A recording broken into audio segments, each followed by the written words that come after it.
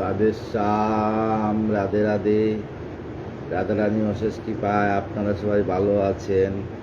চলে আসলাম ভাগবতের দ্বিতীয় স্কন্ধ সপ্তম অধ্যায়, ঈশ্বরের প্রতি ভক্তি উৎপত্তি ও তার মাহাত্ম্য বর্ণনা।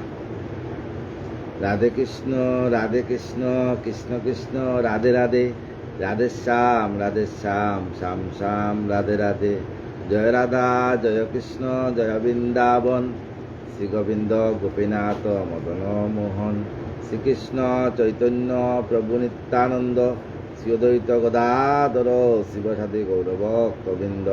হরে কৃষ্ণ কৃষ্ণ কৃষ্ণ হরে হরে, হরে রাম রাম রাম হরে হরে। ওম নমো ভগবতে বাসুদেবায়, শ্রী রাধা মদন গোপালায় চ। জয় রাধা মদন গোপাল, শ্রী রাধা মদন গোপাল। শ্রীমদ্ ভাগবত দ্বিতীয় স্কন্ধ সপ্তম অধ্যায়, ঈশ্বরের প্রতি ভক্তি উৎপত্তি ও তার মাহাত্ম্য বর্ণনা। সুত কয়ে শুনো শুনো মুনীন্দ্র সৃজন, সুখ মুখামৃত বাণী অমৃত নিঃসন। শুকদেবের মুখের বাণী অমৃতের মতো। সুখ কয়ে পরীক্ষিতে আনন্দিত মনে, আধ্যাত্ম জ্ঞানের তত্ত্বাকথা সারে ভুবনে।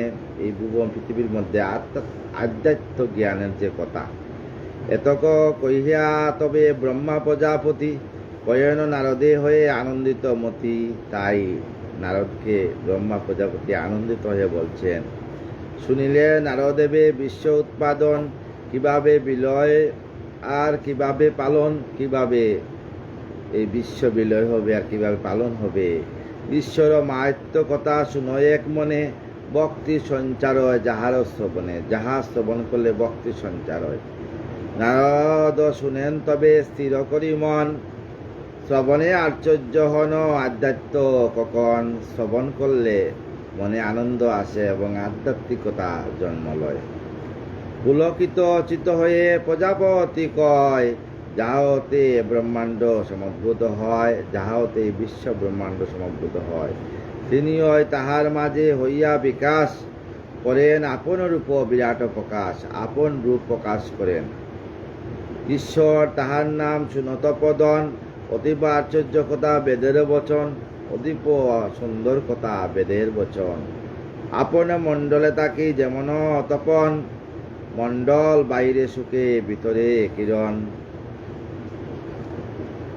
এ ব্রহ্মাণ্ডে সেই রূপ বাইরে অন্তরে, সেই জগদীশ সুখে অবস্থান করে। ব্রহ্মাণ্ডের মধ্যে জগদীশ এইভাবে অবস্থান করে। পৃথিবীতে তিনি ভিন্ন নাই কিছু আর, এক ঈশ্বর গণনাতে বিভিন্ন আকার, এক ভগবান কিন্তু বিভিন্ন আকার রূপে। ঈশ্বরের নাভি হতে জন্ম আমার, জন্মই দেখিনু যবে বিশ্ব সংসার। ব্রহ্মা বলছেন যে গোবিন্দের নাভি হতে আমার জন্ম নারায়ণের, আর জন্মিয়ে আমি বিশ্ব সংসার দর্শন করছি। নয়ন মেলিয়া আমি হেরিনু নয়নে, যাহা হতে জন্মিনু এ সেই পুরুষ রতন। যাহা হতে আমি সেই পুরুষ রতন জন্ম হয়। যজ্ঞ সাধনের তরে দৈব্য সমুদয়, ঈশ্বর হইতে ভিন্ন বুধ নাই হয়। ঈশ্বর ছাড়া কিছু ভিন্ন নাই। পুরুষ শরীর হতে সবার সৃজন, বুঝিনু ক্রমেতে হেরি সবার গঠন। পুরুষ হইতে সবের জন্ম হয়। যজ্ঞের কারণ ছিল প্রয়োজন যাহা, করিলাম ক্রমে আমি আহরণ। তাহা যজ্ঞের যাহা ছিল তা আমি আহরণ করছি। শত শত পশু আর কুশ বনস্পতি, মনোহর যজ্ঞভূমি আরো ঋতুগতি। প্রয়োজন ঋতুগতি 6 ঋতু, গ্রীষ্ম বর্ষা শরৎ হেমন্ত শীত বসন্ত। এই আমার থেকে সৃষ্টি। প্রয়োজন যত পাত্র ঔষধি সকল, মধু স্নেহে যত কিছু আর রস জল। মধু স্নেহে সব কিছু আর রস জল। লৌহ স্বর্ণ আদি ধাতু কৃতি আর জল, সাম ঋজু যজু আর কর্মাদি সকল। ঋগ্বেদ সামবেদ যজুর্বেদ অথর্বেদ আমার থেকে সৃষ্টি হয়েছে। প্রজাপতি ব্রহ্মা বলছেন, চাতুহূর্ত কর্মহার মনুগত যত দেবগণ আর দক্ষিণা ব্রত। যত দেবগণ আর দক্ষিণা সমস্ত কিছু আমার থেকে সৃষ্টি। কল্পগতি সংকল্প আরো অনুষ্ঠান, প্রয়োজন মতো যত প্রাশ্চিত্য দান। প্রয়োজন মতো যত দান প্রাশ্চিত্য সমস্ত আমি করছি। যদিও এসব বস্তু ভিন্ন নানা মতে, তথাপি সংগ্রহ করি তার অঙ্গ হতে। যদিও তার ভিন্ন মত, তবু আমি সব মতের জন্য আমি গোবিন্দের দেহ থেকে সব কিছুই সংগ্রহ করছি। বুদ্ধি বলে আহরণ করিয়া সকল ব্যবহার করিলাম যজ্ঞ থেকে বল, তাহারেই লইয়া বস্তু দিলাম ও তাহারে এই মতে আরাধনা করি বিধাতারে। বিধাতার সব কিছু, গাছপালা লতা বৃক্ষ নিয়ে আমরা বিধাতাকেই দান করি। যে একটা গাছের মধ্যে ফল ধরছে, ফলটা কিন্তু বিধাতার, আর বিধাতার ফলই আমরা বিধাতাকে নিবেদন করি, আমরা প্রসাদ পাই। আমার হেরিয়া হেন যত প্রজাপতি, মম সম ঐশ্বর্যাত যজ্ঞে দেন মতি। আছিল যত ঋষি আর মনুগণ, পিতাও দেবতা যত গণন। আছিল যতক তবে মানব সৃজন, মম সম যজ্ঞেই সে করে আরাধন। যারা ছিল আমার সমান হইয়া সবাই যজ্ঞে আহরণ করছে। এই যে হেরেছু বিশ্ব অপূর্ব সুন্দর, নারায়ণে প্রতিষ্ঠিত রয়ে সর্বক্ষণ। এই যে তুমি একটা বিশ্ব রচনা করছেন, সমস্ত কিছু আমার গোবিন্দ নারায়ণের সৃষ্টি। অগুণ ছিলেন পূর্বে সেই ভগবান, বহুগুণ হইয়া লয়ে মায়াবান। প্রথমে এক গুণ ছিলেন, তারপর বহুগুণ হয়ে গেছেন।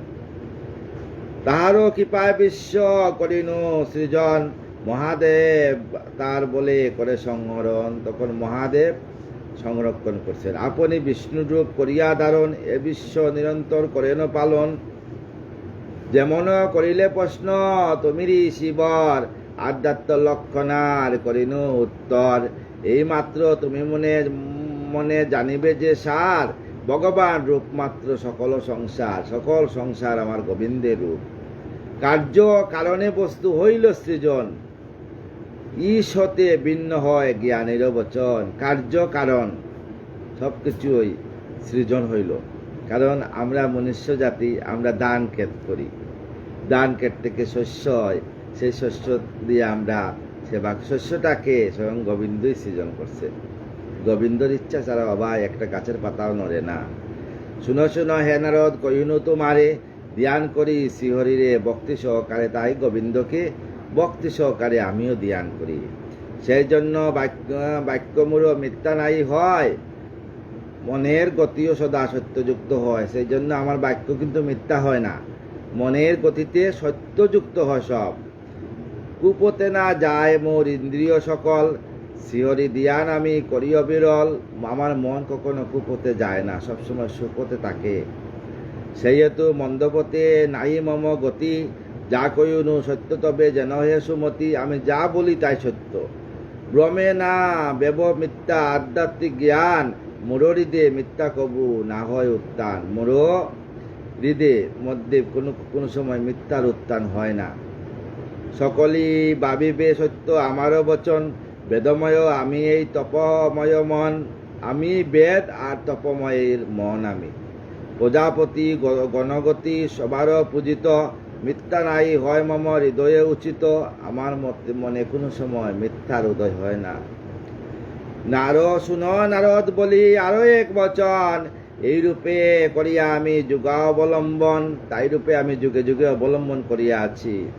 নারীনু বুঝিতে তারে কিবা তার রূপ, কেমন হইয়া তিনি হন সর্বভূপ। গোবিন্দের নাভিপত্র থেকে যে ব্রহ্মা উৎপত্তি হয়েছে, এই ব্রহ্মা গোবিন্দকে খোঁজার জন্য এই যে পদ্মের যে লতার ভিতর দিকে উনি কতবার যে গেছেন, কিন্তু গোবিন্দকে দর্শন পান নাই। তারপরে অনেক কষ্ট করিয়া গোবিন্দকে দর্শন পাইছেন। আকাশ যেমন নিজ অন্ত নাই পায়, সেইরূপ অন্ত নাই হরির মায়ায়। হরির মায়ার কিন্তু অন্ত নাই বাবা। নিজে হরি সে মায়া নাই পান সীমা, অপূর্ব তাহার কীর্তি অপূর্ব মহিমা। দেবগণ অন্ত নাই পায় যে তাহার চরণে আমি করি নমস্কার। সমস্ত দেবগণ তার অন্ত পায় না, তার চরণে আমি নমস্কার করি। তাহার চরণ শুধু করিয়া শরণ, সংসার হইতে মুক্ত হয় জীবগণ। গোবিন্দর চরণ শরণ করিয়া সমস্ত জীবরা সংসার থেকে মুক্তি লাভ করে। নিখিল মঙ্গলরূপী সেই শ্রীচরণ, স্তনয়ন রূপী তাহা না শুনেন, তাহা শুনয়ে সৃজন। নিখিল মঙ্গল রূপ আর স্তনময় মাতৃস্তনের যে দুগ্ধ, সেই দুগ্ধময়ও কিন্তু উনি সৃজন করছে। নাইলে মাতৃদের স্তনে দুগ্ধ কোথা থেকে আসলো? বাচ্চাকে পালন করতে তো দুগ্ধের দরকার। গোবিন্দর সৃজন ছাড়া বাবা এক ফোঁটা দুধ বাইর হয় না। তুমি আমি আর রুদ্র আদি দেবগণ তাহার স্বরূপ নারী বুঝিবে কখন? অন্য অন্য যত আছে দেবতা নিশ্চয়, কেমনে স্বরূপ তা বুঝিবে নিশ্চয়। আমারও বিমুখ হয় মায়ায় তাহার, নিজ নিজ বুদ্ধি বেশে কহিওনি বা নিজে নিজের বুদ্ধি মতে চলবা। যেজন শ্রী ভগবান সর্বত্র পূজিত, অখিল ব্রহ্মাণ্ড তায়া মায়ার সৃজিত। অখিল ব্রহ্মাণ্ড আমার গোবিন্দর মায়ায় সৃজন করা। যদিও তাহার গুণ গাই অনুকণ, তথাপি তাহার তত্ত্ব না বুঝি কখন। যদিও আমি ভগবানের তত্ত্ব গান গাই, কিন্তু আমি ভগবানের তত্ত্ব আজও কিন্তু বুঝিতে পারি নাই। অসীম তাহার লীলা অনন্ত অপার, তাহারও চরণে আমি করি নমস্কার। সেই গোবিন্দর চরণে আমি নমস্কার করি। সেই আদি পুরুষের জন্ম মৃত্যু নাই, কল্পে কল্পে লীলা তিনি করেন সদাই। সেই গোবিন্দর কোনো মৃত্যু নাই, তিনি কল্পে কল্পে লীলা করেন। কি আশ্চর্য তার লীলা করিব বর্ণন, আপনি নিজেরে তিনি করেন সৃজন। তিনি নিজেই নিজেরে স্থাপন করছেন। আপনি সেই সৃষ্টি করেন পালন, আপনাতে সেই সৃষ্টি করেন হরণ। এই সৃষ্টিকে উনি পালন করেন আর আপনার হাতেই হরণ করেন। তিনি ভিন্ন এ জগতে নাই কিছু আর, সংসারের মূল তিনি সর্বশ্রেষ্ঠ। তার সংসারের একমাত্র মূল হইল অনাদির আদি গোবিন্দ, আর কিছু নাই। শুদ্ধ সত্য তিনি সদা জ্ঞানের স্বরূপ, আদি অন্তহীন তিনি ত্রিভুবনের ভূত। আদি অন্ত, অনাদির আদি গোবিন্দ, তার আদি অন্ত নাই। সন্দেহ রচিত তিনি জগতেরও স্বামী, চপলতা নাই আর তিনি অন্তর্যামী। তিনি জগতের স্বামী, আমার স্বামী তোমার স্বামী না, পুরা জগতের স্বামী তিনি। জ্ঞান সত্য সদাপূর্ণ তিনি নিত্যময়, আদি অন্ত বিবর্জিত নিগুণ যে হয়। একমাত্র যিনি হন নয়ে দৈত্যময়, জীবাত্মা সূক্ষ্মরূপে যেজন রয়। একমাত্র উনি দৈত্যময় নাই, উনি জীবাত্মার সূক্ষ্মভাবে উনি বিরাজমান করেন। জীবাত্মার মধ্যে সূক্ষ্মভাবে আত্মারূপে বিরাজমান করেন। যুগ বলে যবে কবে ইন্দ্রিয় দমন, এরূপ কল্পনা করে যত মুনিগণ। এইভাবে সমস্ত মুনিরা কল্পনা করে। তাদের যবে হবে প্রশান্ত মানস, কর্তুককে যখন তাহা নাহি ভয় বশ। যখন কর্তুককে মগ্ন ঋষি সমুদয়, তখন পূর্বের বাপ তিরোহিত হয়। তখন পূর্বের বাপ তিরোহিত হয়। তাই বলি হে নারদ শুনো দিয়া মন, অপূর্ব তাহার লীলা আধ্যাত্ম কখন। পুরুষ রূপতে বিষ্ণু অগ্রে দেবতার, পুরুষ রূপতে বিষ্ণু অগ্রে দেবতার। আর নাম মাত্র জানে সবে নাইকো আকার। সবাই নাম মাত্র জানে, কিন্তু আকার কারো নাই। যে প্রভাবে স্বভাবে করেন পালন, পুরুষ তাহারে বলি বেদেতে গণন। পরে কাল মনোদৈব্য স্বভাব বিকার, ইন্দ্রিয় বিরাটার গুণেরও আকার। স্থাবর জঙ্গম ক্রমে বালমন্দ জ্ঞান, পুরুষের দেহতে সবারও উত্থান। পরবর্তী অবতার এ সকল কয়, বেদের বচন ইয়া কবু মিথ্যা নয়। বারবার অবতার আসবেন, বেদের কথা, এটা মিথ্যা হয় না। আমি ব্রহ্মা রুদ্র বিষ্ণু দক্ষ প্রজাপতি, তুমি আদি ঋষিবর্গ যত কুসুমতি। বলছেন যে আমি ব্রহ্মা রুদ্র দক্ষ প্রজাপতি, কিন্তু আমি। আর তুমি আদি ঋষিগণ যত কুসুমতি, যারা আছো সংসার সব দক্ষ সুমতি ঋষিবর্গ। স্বর্গলোক খলুক আর নীলুক সকল, তপলুক আলো যত আছো চলাচল। বিদ্যাধর গণ আর গন্ধর্বচারণ, যক্ষ রক্ষ সর্প আর যত নাগগণ। যা আছে যক্ষ রক্ষ সর্প, পেত গণপতি আর দৈত্যন্দ্র দানব, সিন্ধপতি আর গুর্জকাদি সব। মৃগ পক্ষী ভূত প্রেত সকলেরও পতি, সকলেই তার সৃষ্ট সন্তান সন্দেহ। সকলেই কিন্তু গোবিন্দর সন্তান যা আছে। ইহলোকে যত আছে ঐশ্বর্য অপার, ভাগবত তেজযুক্ত যত গুণিয়ার। তেজ সহায়যুক্ত বলি বা কমাবান, স্বভাবশালী বিত্তশালী আরো বুদ্ধিমান। তাহারি বিবৃতি আরো তাহারি স্বরূপ, যেজন একমাত্র জগতের বুক। এক্ষণে কইব তার লীলাবতার, শাস্ত্রের বর্ণিত যথা বিদিত প্রকার, এক্ষণে তার লীলা বলবো। অবতার গুণ সবে করিলে শ্রবণ, কর্ণের মালিন্য নাশ হয় সেই ক্ষণ। এমন সুন্দর কথা কইব তোমায়, শুনো নারদ তুমি তাকিয়া হেতায়।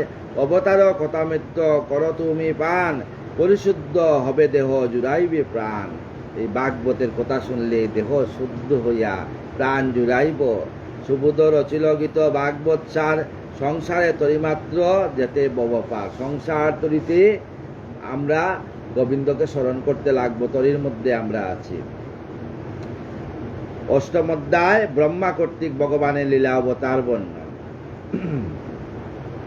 সুত কয়ে সম্বুদিয়া যত ঋষিগণ, সুখ মুখা কথামিত বেশের বচন। সুখদেবের যে মুখের কথা কথামিত, এটা হইল ব্যাসদেবের বচন। সুখদেব মাতৃগর্ভে ছিলেন 16 বৎসর থাকিয়া এই ভাগবত কথা শুনছে, শুনিয়া উনার দেহ প্রসাদ হয়ে গেছে। পরীক্ষিতে কয়ে সুখ আনন্দিত মনে, অবতার কথা রাজা বুঝো আপনে। পরীক্ষিত বলছে সুখদেবকে, অবতারের কথা বলো। নারদের সন্তোষী দেবপদ্মাসন, অবতার কথা তিনি করেন বর্ণন। এবার নারদকে সম্বুষিয়া পদ্মাসন মানে ব্রহ্মা বলছেন অবতারের কথা। কইলেন নারদের ব্রহ্মা ভগবান হরি অবতার কথা শুনো মহাদাম। এই যে হরি অবতারের কথা, মহাপ্রাণ শুনো তোমরা। পরমাত্মা বলি যার দিনু পরিচয়, মায়াবশে সেই জন অবতার হয়। পরমাত্মা যে উনি মায়াবেশে অবতার রূপ ধারণ করছে। বহু অবতার তিনি হনে ভুবনে, কতক বিখ্যাত তা শাস্ত্রের বচনে। তার কয়েকটা বিখ্যাত আছে, বহু অবতার, একটা দুইটা না। করিব সেসব কথা এক্ষণি বর্ণন, এক মনে শুনো তবে নারদ সৃজন, এক মনে শুনো। প্রলয়ে যখন বিশ্ব গেল রসার তল, সকলই সলিলময় নাই মাত্র স্থল। যখন প্রলয় হইয়া সমস্ত বিশ্ব রসার তলে পৃথিবী পাতালে চলিয়া গেছিল, তখন একমাত্র স্থল, আর কিছু স্থল ছিল না, সলিলময় নাই মাত্র স্থল। এই যে পৃথিবীর কোনো একটু মাটি ছিল না। উদ্ধারিতে সেদরাতে করিয়া বিচার, অনন্ত ধরেন অনন্ত দেব বরাও আকার। তখন এই পৃথিবীকে উদ্ধার করার জন্য আমার গোবিন্দ বরাহ রূপ ধারণ করছেন। ভীষণ উভয় দ্রষ্টা রক্তিম নয়ন, ভীষণ উভয় রক্তিম, রক্তের মতো লাল নয়ন। অগ্নিময় তেজ তার, ভীষণ দর্জন, অগ্নির মতো তেজ তার। দৈত্য হিরণ্যক ছিল সমুদ্র মাঝারে, দন্ত দিয়া বিদারণ করিলা তাহারে। হিরণ্যক পৃথিবীকে পাতালে নিয়ে গেছিল, দন্তরূপ দিয়া পৃথিবীকে আমার গোবিন্দ উঠাইয়া নিয়ে আসছেন। এরূপ এহেন রূপতে দৈত্য করিবি নাশন, উদ্ধার করেন ধরা লাগাইয়ে দর্শন। তাই উদ্ধার করাইছেন, দাঁত দিয়াই উদ্ধার করিয়া নিয়ে আসছেন। আকুতির গর্বে পরে রুচির ঔরসে, জনমের নারায়ণ জ্ঞান পরশে। আকুতির গর্বে রুচির ঔরসে, নারায়ণ জনমেন জ্ঞান পরবেশে, জ্ঞানের জন্য জন্মগ্রহণ করছিলেন। সুযজ্ঞ তাহার নাম কি আততি ভুবন, দক্ষিণা তাহার নারী জানে জ্ঞানী জন। সুজম নামেতে জন্মে তাহারতে দেবতা, অপূর্ব তাহার লীলা শাস্ত্রের বারতা। অপূর্ব সেই লীলা। দেবগণে অসুরেরা করেন পীড়ন, ইন্দ্ররূপে তিনি দৈত্য করেন নিধন। তখন ইন্দ্ররূপ ধারণ করিয়া দৈত্যকে আমার গোবিন্দ নিধন করছে। ত্রিলোকের পীড়া নষ্ট করে কি পা করি, স্বয়ম্বুর মনুতাই কহেন তারে হরি। ত্রিলোকের পীড়া, সমস্ত পৃথিবীর রূপ সুখ হরণ করার জন্য উনি স্বয়ম্বুর নাম নিয়া হরি নাম ধারণ করছেন। তৃতীয় কপিল নামে হন অবতার, তৃতীয় কপিল নামে অবতার হয়েছেন। অতীব আশ্চর্য তার জ্ঞানের ব্যবহার, বিশাল জ্ঞান কপিল। দেবহূতি উদরতে জন্মলন, তিনি দেবহূতি মায়ের ঘরে উনি জন্ম হয়েছে। আর তাহারও জন্মিল 9টি ভগিনী, 9টি ভগিনী জন্ম হয়েছিল সেইখানে। শৈশবে তেজিয়া মায়া লবিয়া বিজ্ঞান, জননীর ব্রহ্মজ্ঞান করিলেন দান। তাই উনি শৈশব মায়া তেজিয়া জ্ঞান বিজ্ঞান লাভ করছেন করিয়া জননীকে ব্রহ্মজ্ঞান দান করছেন। জননী সহ সেই 9 জন নারী মুক্তিপথে গিয়া হেরে মুকুন্দ মুরারি, মুক্তিপথে ওরা গিয়া মুকুন্দ মানে আমার গোবিন্দকে ভজনা করছেন। পত্রী নামে মহাঋষি মহাতপদন, বিষ্ণুর সন্তান রূপে করে আরাধন। অত্রী নামে বিষ্ণুকে সন্তান রূপে উনি আরাধন করছে। ভক্তের বাঞ্ছা, মনের বাঞ্ছা পুরাবার তরে সন্তুষ্ট হইয়া ওরি বাবিয়া অন্তরে। এবার ভক্তের মায়ার জন্য উনি সন্তুষ্ট হইয়া ভাবতেছেন যে ভক্তকে কিভাবে মায়া দান করবে। কইলেন মুনিবরে হরি ভগবান, আমার এই পুত্ররূপে করিলাম দান।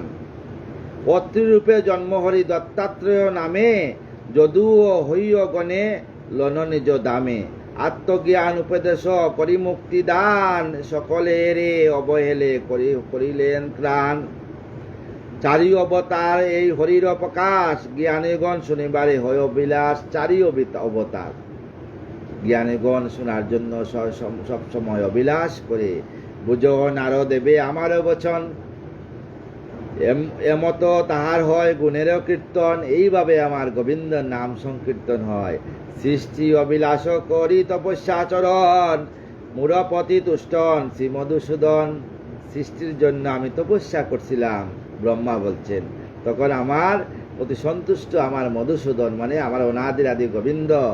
সন্তুষ্ট হইয়া হরি পুরাইতে আস, চারিজন পুত্ররূপে হয়েন প্রকাশ। চারিজন পুত্ররূপে প্রকাশ হয়েছেন আমার। সনক, সনন্দ আর সনত কুমার, চারি সনাতন, চারি নাম জ্ঞানের আধার। এই চারিজন হইল সনাতন। চারি পুত্র রূপে হরি হয়ে আবির্ভাব, দেন মুরে উপদেশ জগতের বাপ। আমাকে উপদেশ দিছেন জগতের বাপের জন্য।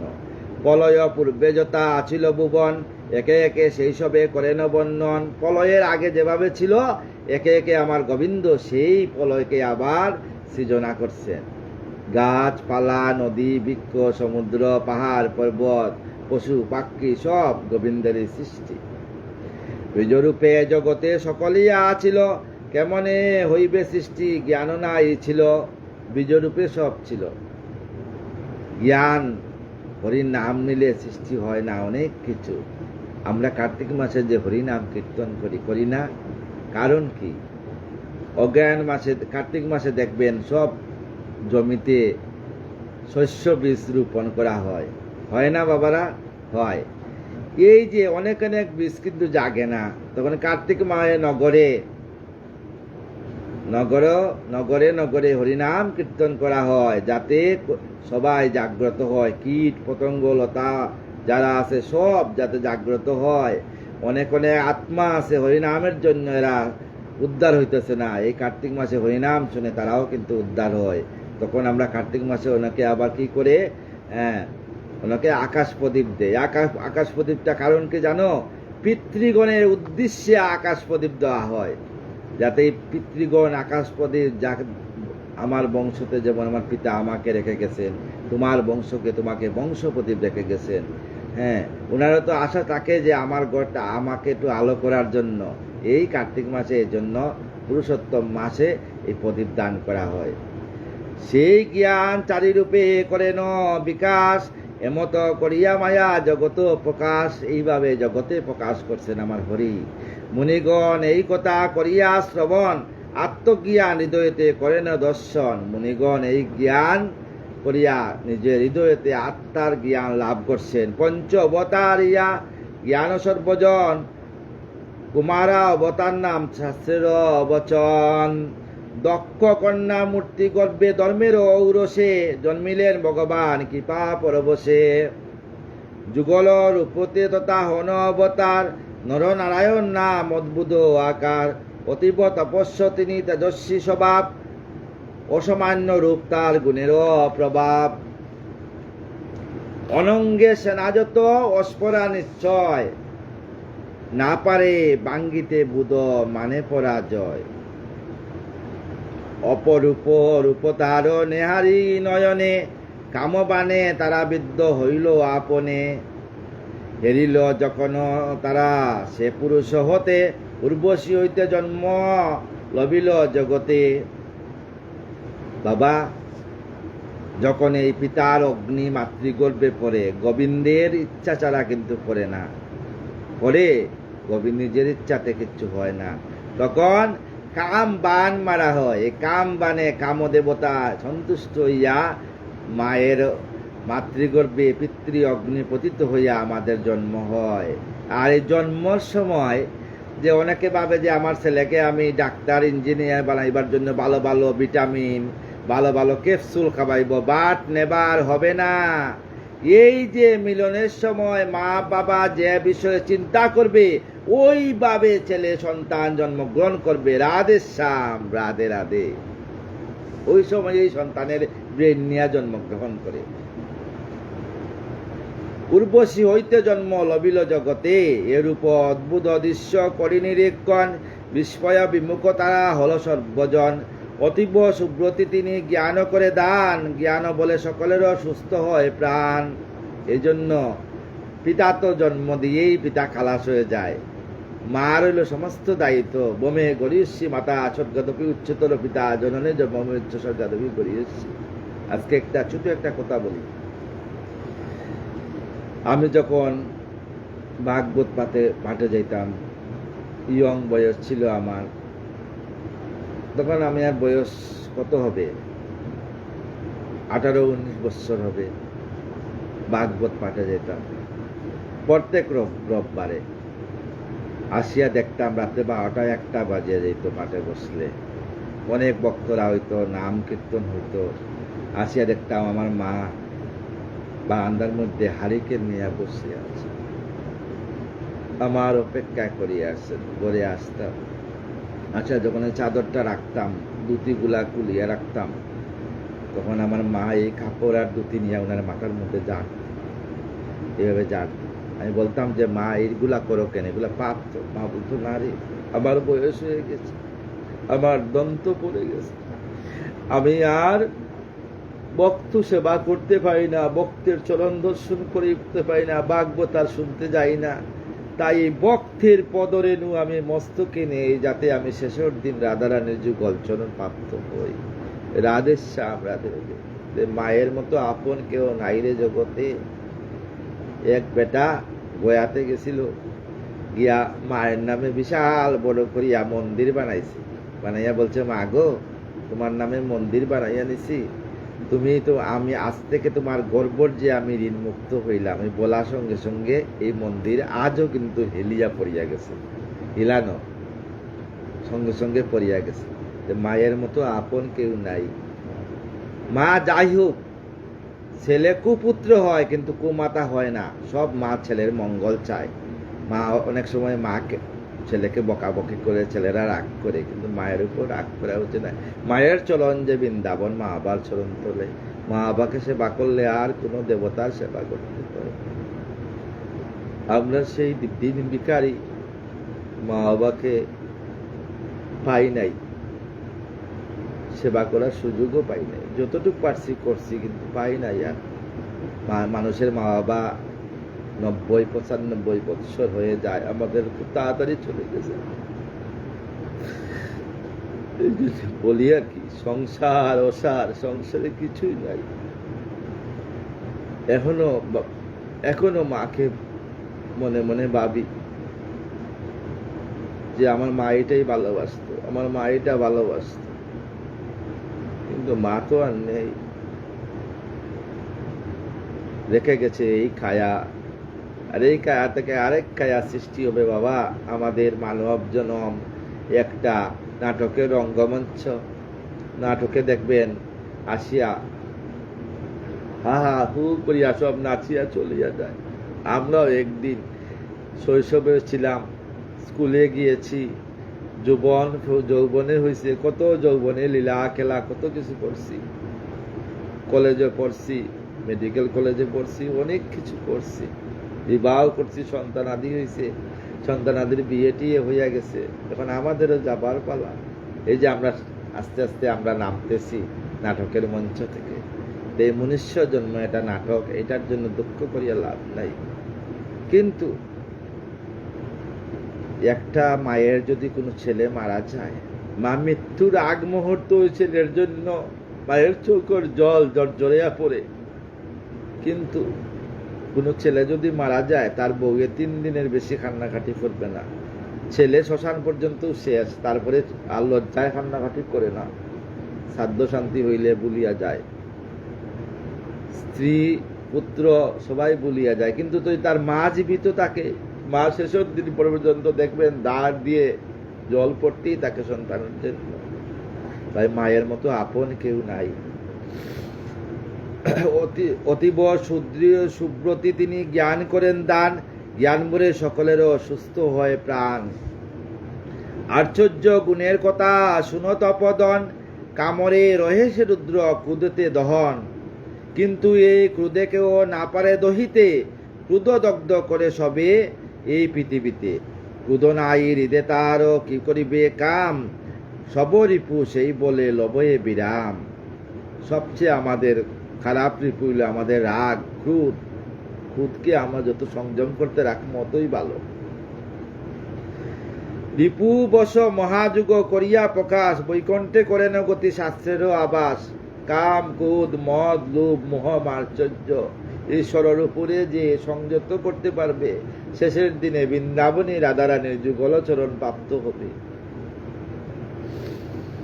বৈকুণ্ঠে করে না গতি শাস্ত্রেরও আবাব, শাস্ত্রে লেখা, এটা আমার কথা নয়। ধ্রুব নামে সেই হরি হয় অবতার, তপলু প্রকাশেন উদ্ভূত আকাশ। ধ্রুব, ধ্রুব তারা, যে এই যে আমরা আকাশের মধ্যে বড় একটা তারা দেখি না, ওই তারা হইল ধ্রুব তারা।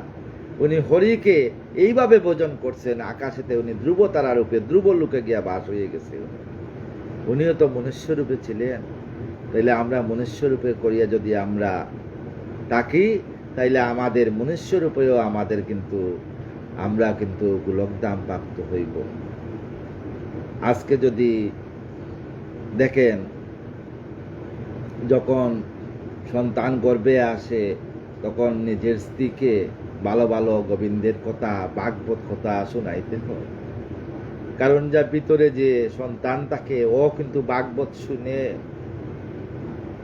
কারণ উনি তো সৃষ্টি, উনিরই ভাগবত শুনি হে কৃষ্ণ ভক্ত হইয়া যেভাবে আলোচনা করব সেই স্বভাব নিয়ে জন্মগ্রহণ করব। তপব এই জন্য এই সময় স্বামী স্ত্রী ঝগড়াঝাটি করতে নেই, উচ্চস্বরে কথা বলতে নেই। তপময় প্রকাশন অদ্ভুত আকার, উত্থান পাদেন উত্থান পাদের পুত্র ধ্রুব তার নাম।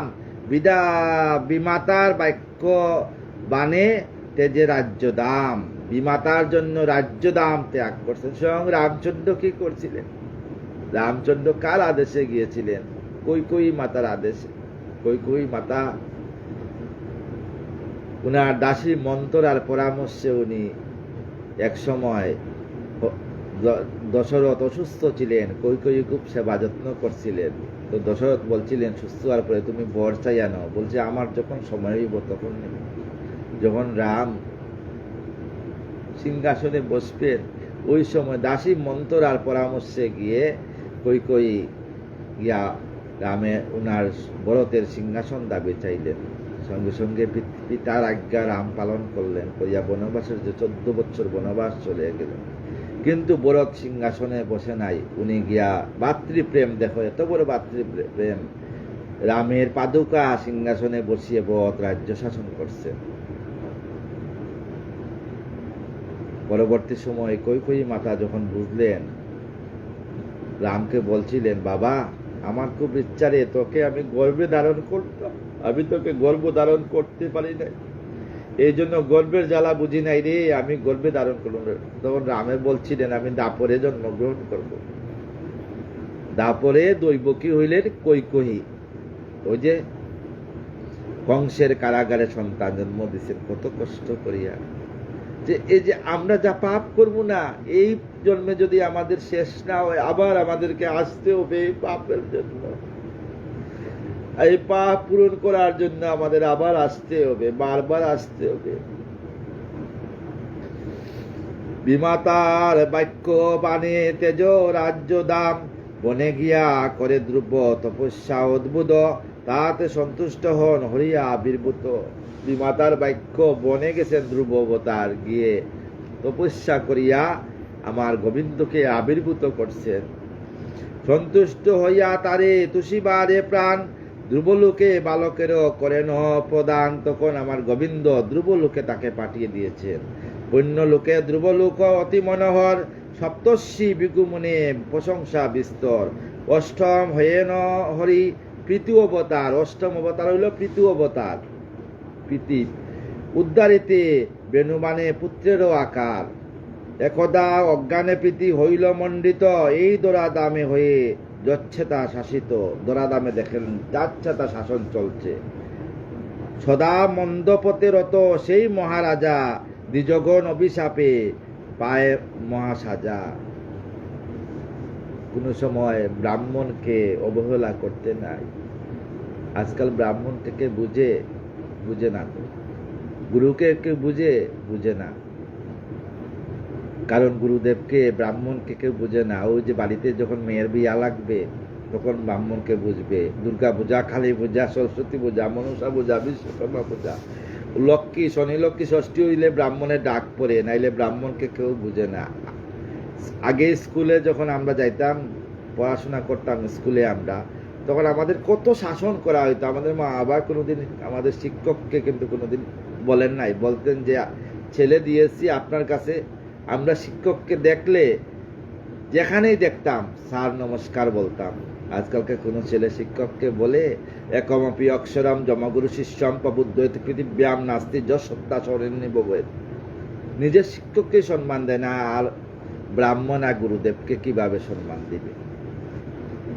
ব্রহ্ম সাপে শাস্তি পান বেননরপতি, ব্রাহ্মণের অভিশাপ স্বয়ং যুগে যুগে বলছেন যে যুগে যুগে ব্রাহ্মণের অভিশাপ অল্প না অল্প ফলবে। এই জন্য ব্রাহ্মণকে এরা কিন্তু ব্রহ্মার মুখ থেকে সৃষ্টি ব্রাহ্মণ। তাই ব্রাহ্মণকে কোনো সময় মানে কুকথা বলতে নেই।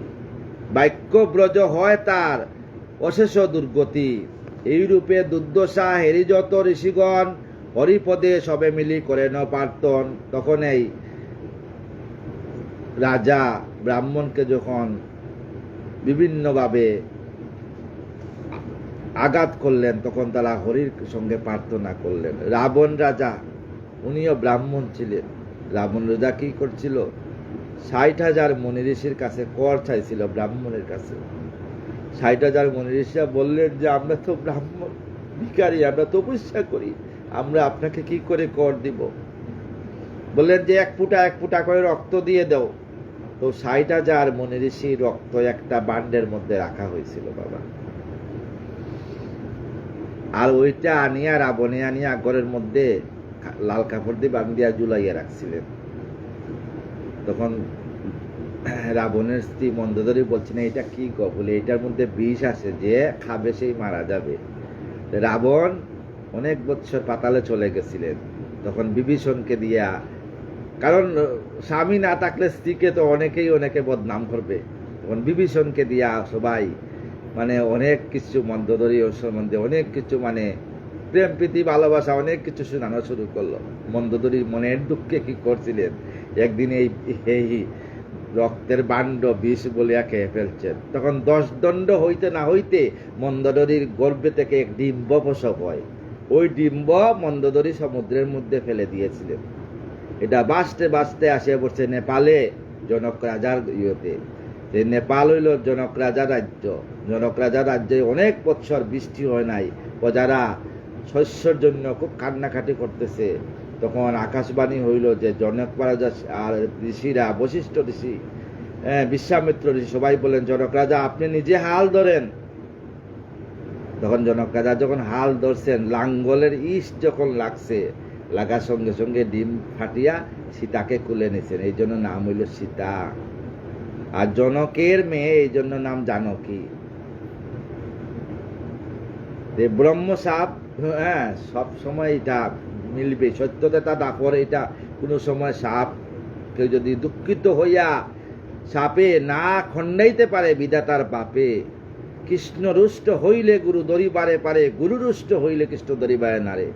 ভগবান বলছেন আমি যদি রুষ্ট হই, একজন ভক্ত, একজন সাধু, একজন ব্রাহ্মণ, হ্যাঁ একজন গুরুদেবের ক্ষমতা আছে সমস্ত তোমাকে রক্ষা করার জন্য, কিন্তু সে যদি তোমার পরুষ্ট হয় তাইলে আর ক্ষমতা নাই, আমিও কিন্তু তাকে রক্ষা করতে পারবো না।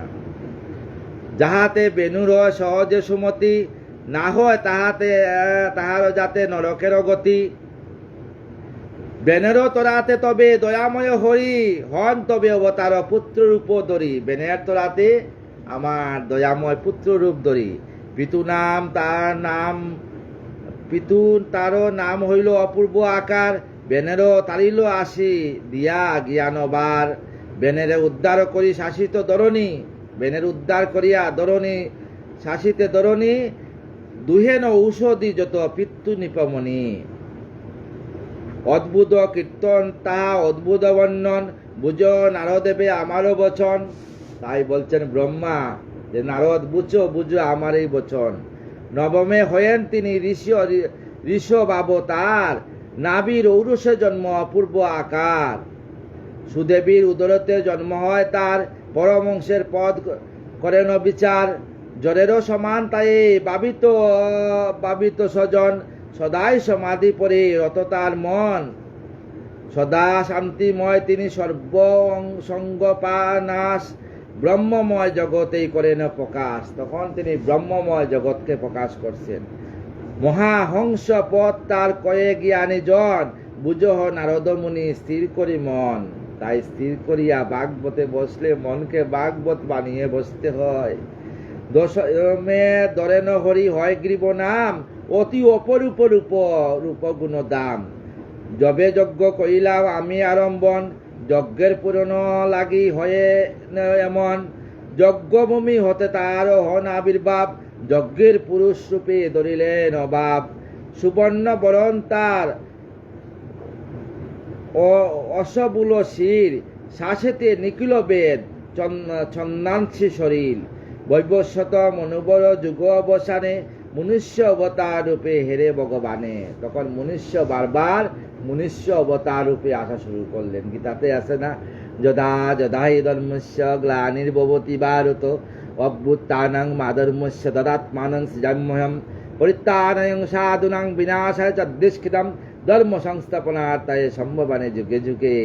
আমি সাধুদের রক্ষার জন্য প্রতিটা কৃষ্ণ ভক্তের পিছনে আমার সুদর্শন চক্র থাকবে।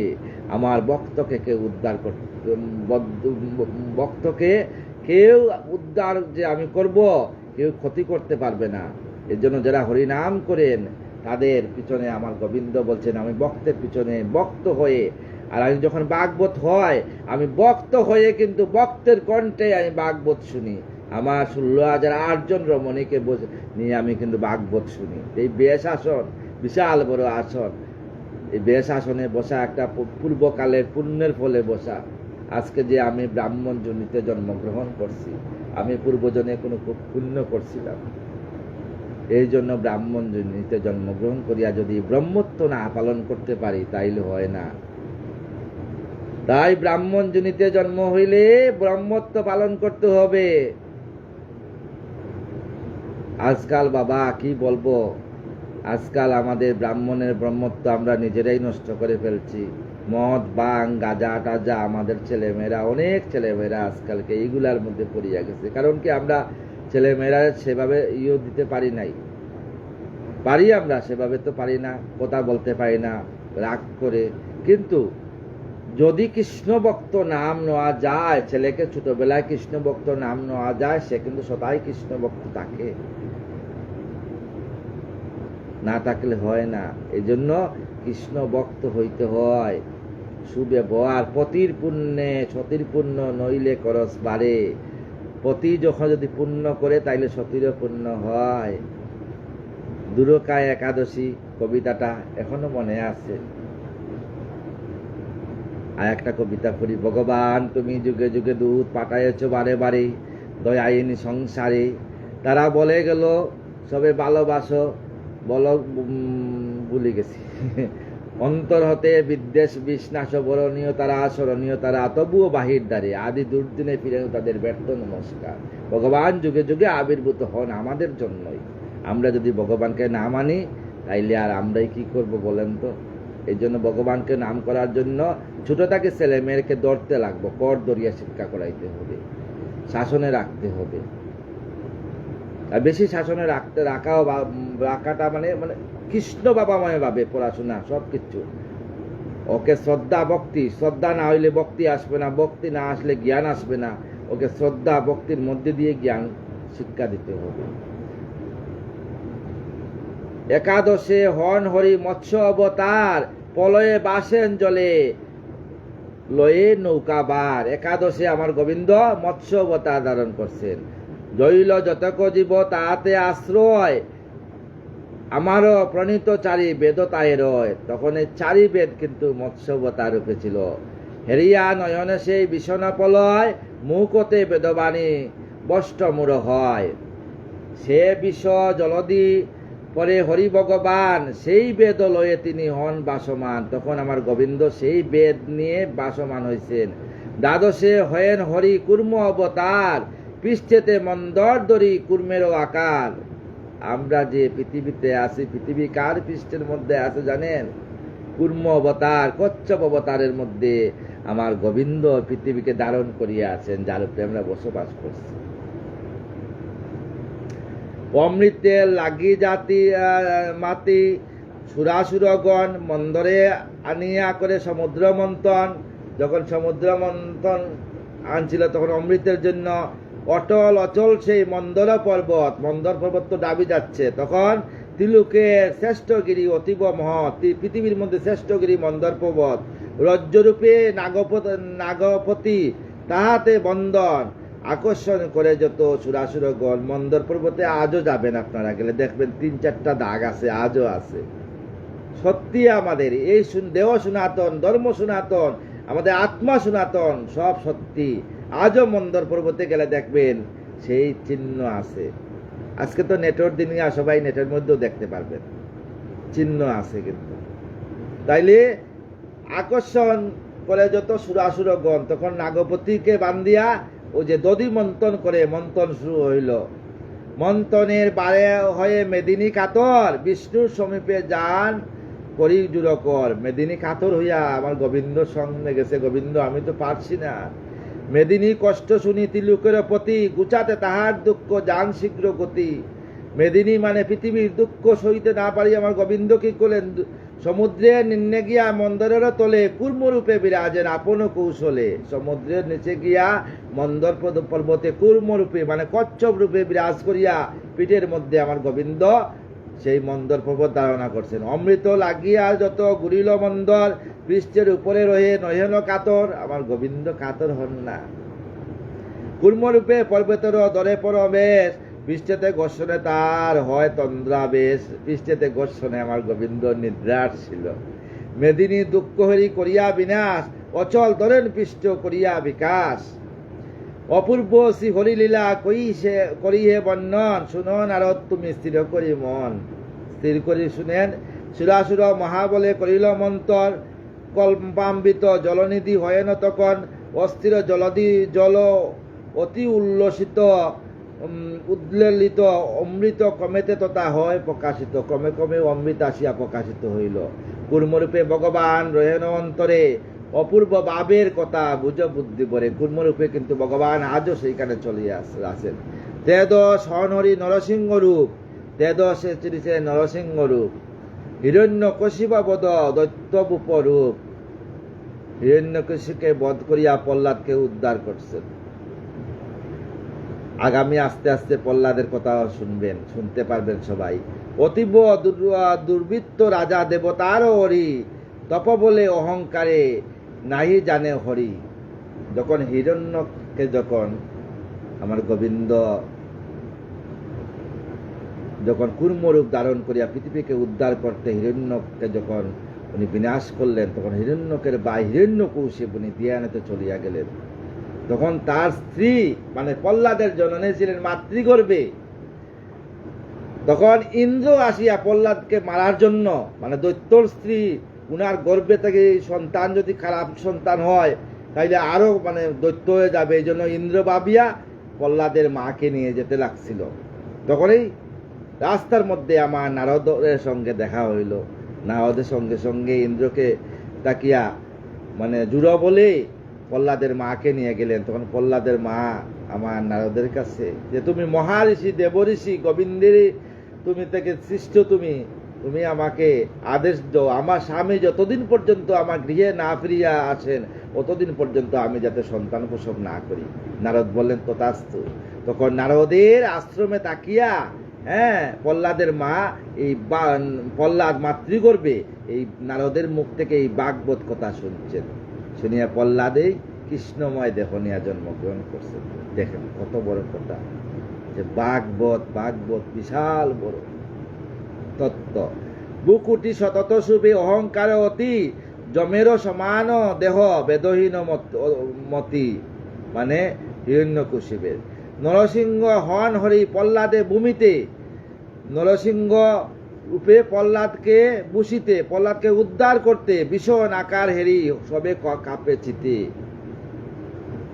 প্রহ্লাদকে অনেক চেষ্টা করছেন মারার জন্য, যখন আর পারছেন না তখন বলছেন এই যে গম্বুজটা প্রহ্লাদ করছে আমার ঘড়ির সর্বত্র বিরাজমান, গাছপালা লতা বৃক্ষ পাহাড় পর্বত সমস্ত কিছু, তখন বলছেন যে গম্বুজের মধ্যে আছে হরি, বলে আছে। এর আগে হিরণ্যকশিপু বর চাইছিল আমাকে জলে স্থলে অন্তরিক্ষে, না পুরুষ না নারী না অস্ত্রে, না ব্রহ্মা অস্ত্রে, না দেবতা নর না পশু, কেউ আমাকে বধ করতে পারে না। তথাস্তু বলিয়া ব্রহ্মা উনাকে বর দিয়ে দিছিলেন। যখন প্রহ্লাদকে যখন বাঁচাইবার জন্য আমার গোবিন্দকে, তখন যে প্রহ্লাদের বাবা যখন গম্বুজে বাড়ি দিল, গম্বুজে হুঙ্কার করে নরসিংহ রূপ রূপিয়ে, যা সমস্ত দেহ নর আর মুখে হইল সিংহের রূপ ধারণ করিয়া, না ভিতর না বাহির, বারান্দার নিচে আমাদের সাইজ থাকে না, জল পড়ে যে এই সাইজের সামনে দাঁড়াইয়া উরুর মধ্যে রাখিয়া হিরণ্যকশিপের বক্ষ চিরিয়া বধ করছেন প্রহ্লাদকে রক্ষার জন্য। আমার গোবিন্দ বলছেন দেখো আমি ভক্তের জন্য সব করতে পারি। ভীষণ আকার হেরি সবে কাঁপে চিতে, বুকুটি কুটিল অতি সদা গুণ্যমান, ভয়ঙ্কর দন্তপাতি কীটান্ত সমান সেই নরসিংহ অবতার। ভীষণ গর্জনে নক করিয়া প্রহার, বক্ষ চিরি কশিপুরে করেন সংহার। হিরণ্যকশিপের বক্ষ চিরিয়া আমার গোবিন্দ তাকে সংহার করছেন। সরোবর মাঝে গিয়া হস্তি যুগপতি, জলপান করে হয়ে পিপাসিত হচ্ছি।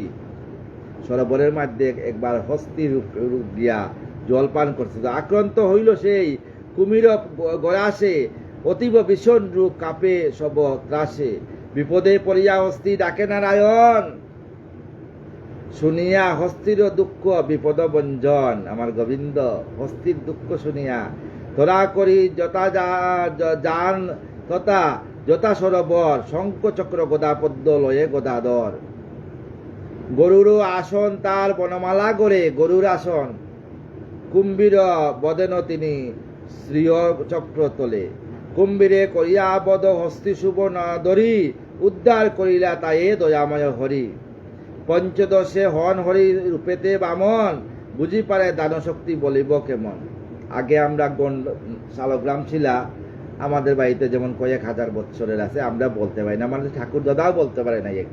একটা পুরানো আছে, অনেক পুরানো, এটা আমিও বলতে পারি না। যে শালগ্রাম পূজা নারীরা কিন্তু দিতে পারে না। আমরা যখন বাইরে যাই শালগ্রামে কোথাও ব্রাহ্মণ বাড়িতে রাখিয়া যাই, এই নিয়ে অনেক প্রশ্ন উঠে আমি শুনি মাঝে মধ্যে, নারীরা কেন দিতে পারে না, শূদ্র কেন দিতে পারে না। কারণ ব্রহ্মা জনাতি ব্রাহ্মণ, যে ব্রাহ্মণ এই শালগ্রাম ছিলাম, আর নারীরা স্পর্শ করতে পারবে না। তুলসীর অভিশাপ এটা বাবা, তুলসী অভিশাপ দিয়েছিলেন যে নারীরা যাতে স্পর্শ যদি করে তাহলে এই নারী বৈধব্য হবে। আজকাল মানে কতজন একটা লম্বা লম্বা তিলক দিয়া অনেকে দেখছে শালগ্রামও বাড়িতে স্পর্শ করিয়া নেয়। কৃষ্ণ ভক্ত, তাই হরি নামে স্বর্গে যায় আর হরি নামে নরক যায়। বুঝিবারে দান শক্তি বলিল কেমন, অদিতির পুত্র রূপে বিষ্ণু কনিষ্ঠ সবার। গুণেতে শয়ন শ্রেষ্ঠ জগত মাজার, অন্তরে ধার্মিক বলি বাহ্য ভিন্ন আর। ধার্মিকের অনুচিত কয়েন আকার, ঐশ্বর্য তনতে মত্ত ইয়া রাজন। অকাতরে দানযজ্ঞ করেন সাধন, অদিতির পুত্র বলি রূপের কথা বলছি। প্রতিজ্ঞা হইতে চ্যুত নহেন কখন, সদায় এক মনে হরি অদিতি সেবন। অদিতি সবসময় সদায় এক মনে সেবন কর। গর্ব হতে দুই বাপ অন্তরে তাহার, হরি জগত নয় বিশ্ব বিন্যাকার। জগতে হরি ছাড়া কিন্তু নয় অদিতি। অদ্বৈত ভাবেতে যজ্ঞ করেন সাধন, অকাতরে দান তার অতিথির সেবন। অতিথিকে সেবন করতেন। কর্মেতে বিশুদ্ধ তিনি, নাই আত্মজ্ঞান, হরিপদে সদা তার মতি বিদ্যমান। গুচাও তাহার ব্রহ্ম দেখাতে স্বরূপ, ধরেন বামন রূপ ও অতি অপরূপ। বলি স্বর্গমত্ত পাতাল জয় করিয়াছিল, তাই বলিকে ছলনা করার জন্য আমার গোবিন্দ বামন রূপ ধারণ করিয়া আসছিলেন। বলি রাজা খুব দানবীর ছিলেন। বলি রাজার কাছে আজকে 3 ভূমি দান চাইছিলেন আমার গোবিন্দ চলনামূলী। বামন মানে ছোট ব্রাহ্মণ পুত্র রূপে। বলছে ঠিক আছে 3 উনি ভাবছে যে মানে 1 পা 2 পা 3 পা মানে 3টা পা যতটুকু কতটুকু ভূমি। বলছে তুমি বালকে 3 পা ভূমি নিয়ে কি করবে, তুমি রাজ্য চাও? বলছে না, আমি 3 ভূমি চাই। তখন বলছে ঠিক আছে, যা চাও তাই দেব। তখন কমণ্ডুলের জল ছিল বাবা।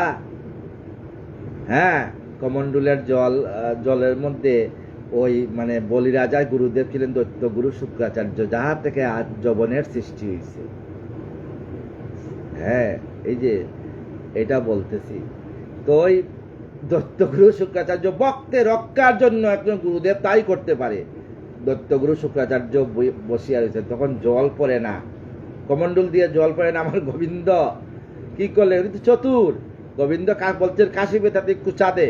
যখন কুচা দেওয়া হয়েছে, ওই দৈত্য গুরু শুক্রাচার্যের বাম চক্ষু লাগে, বাম চোখ খানা হইয়া গেছে। তখন দৈত্য গুরু শুক্রাচার্য বলছিলেন যে যেখানে যেখানে তোমার হরিনাম হইব, ওখানেই আমি তোমার যজ্ঞ ওখানে গিয়ে বাধা দেব। দেখবেন অষ্টপ্রহর নাম যজ্ঞ হইলে এখানেই কিন্তু কমিটির লোকেরা কিছু না কিছু নিয়ে যজ্ঞ লাগে। কিন্তু লাগে কি, ওই যে আপনার দৈত্য গুরু শুক্রাচার্য কথা দিয়ে গেছেন গোবিন্দর সঙ্গে, কিন্তু গোবিন্দ বলছেন আমার ভক্তকে তুই কষ্ট দিতে পারবে না, কিন্তু হরিনাম হবে। হ্যাঁ, কিন্তু একটা গন্ডগোল লাগে। এই গন্ডগোল এটা আজকে থেকে না, সত্য যুগ থেকে চলে আসছে বাবা। কারণ এটা হইল দৈত্য গুরু শুক্রাচার্য বলছেন আমি এমন ধর্ম সৃষ্টি করব যার ধর্মতে তোমার ধর্মের লোকেরা আসিয়ালি নয়। পুরা পৃথিবীর লোক গুলা সোশ্যাল মিডিয়াতে বলার কথা নয়, সব পুরা বলাও যায় না। মানে আমি যা বলছি তা আপনারা মনে মনে বুঝতে পারছেন। তো দৈত্য গুরু থেকেই অনেক যবন সৃষ্টি হয়েছে। যবন রাজারা ধরেন বামন রূপ অতি অপরূপ, অতীপ ক্ষুদ্রাত্ম বিষ্ণু অদিতি সমান, বলিরে চলিরে যান যথা জ্ঞানবান। এই দান কালে শুনো নারদ সৃজন, শুক্রাচার্য মুনি তারে করিলা বারণ। এই যে শুক্রাচার্য গুরুদেব বারণ করছিলা, না শুনি মুনির কথা দৈত্যরাজ বলি, বামনে করিলা দান যা ছায়ে সকলি। 3 পদ ভূমি মাগি হরি ভগবান, স্বর্গমত্ত ত্রিভুবন দেখানো সমান। স্বর্গমত্ত ত্রিভুবন 2 পদে নিয়ে আনিছেন, 1 পদ বাকি রয়েছে। প্রভু আর তো নেই আমার। বলছেন তোর দেহ যে একটা পৃথিবী, দেহটা দে। তখন ভগবান বিষ্ণু নাভি পদ্ম থেকে আরেক পা বার হইয়া বলির মাথার মধ্যে বলির নরকে গেছে, একদম পাতালে চলিয়া গেছেন। বলছে তুমি পাতালে রাজা হয়ে থাকবে, কিন্তু পাতালেই তো আমি তোর সেবা নেব। তখন থেকে স্বর্গমত্ত পাতালের সৃষ্টি হইল। আশ্চর্য হইয়া বলি হেরেন বামন, প্রভা বলে হারি রাজা ধরেন চরণ।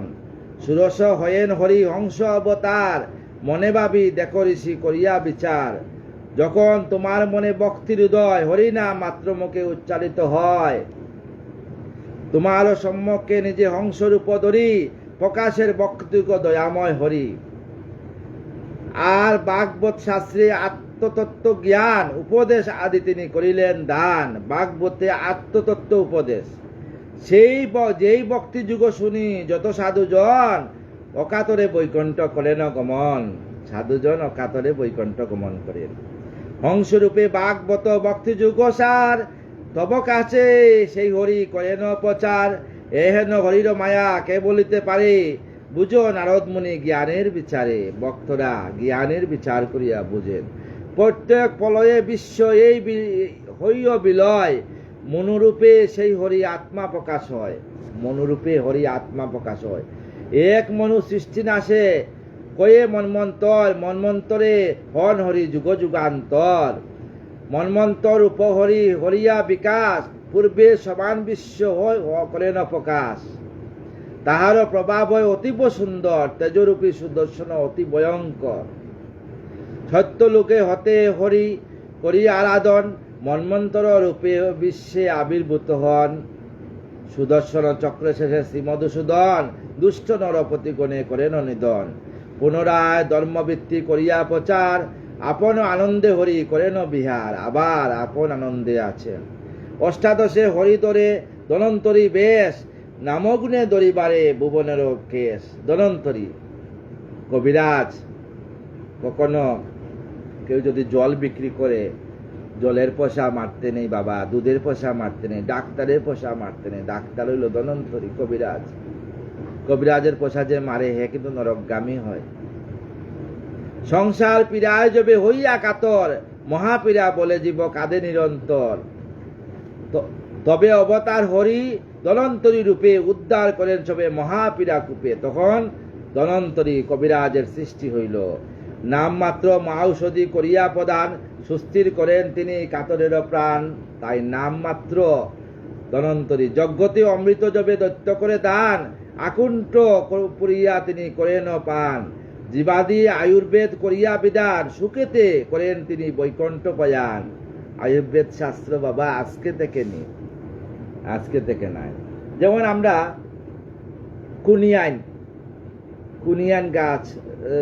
কুনিয়ান গাছের গাছ, হ্যাঁ, সিংকনা গাছ, মানে এগুলা গাছ আর কি।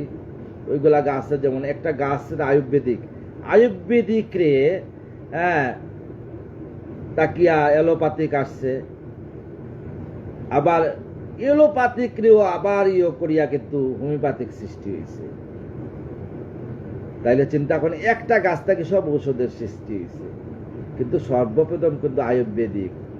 আজও কিন্তু যদি কেউ আয়ুর্বেদিক, যদি সত্যিকারের আয়ুর্বেদিক, আমরা তো আজকাল এই গাছপালা লতাপাতা চিনি না।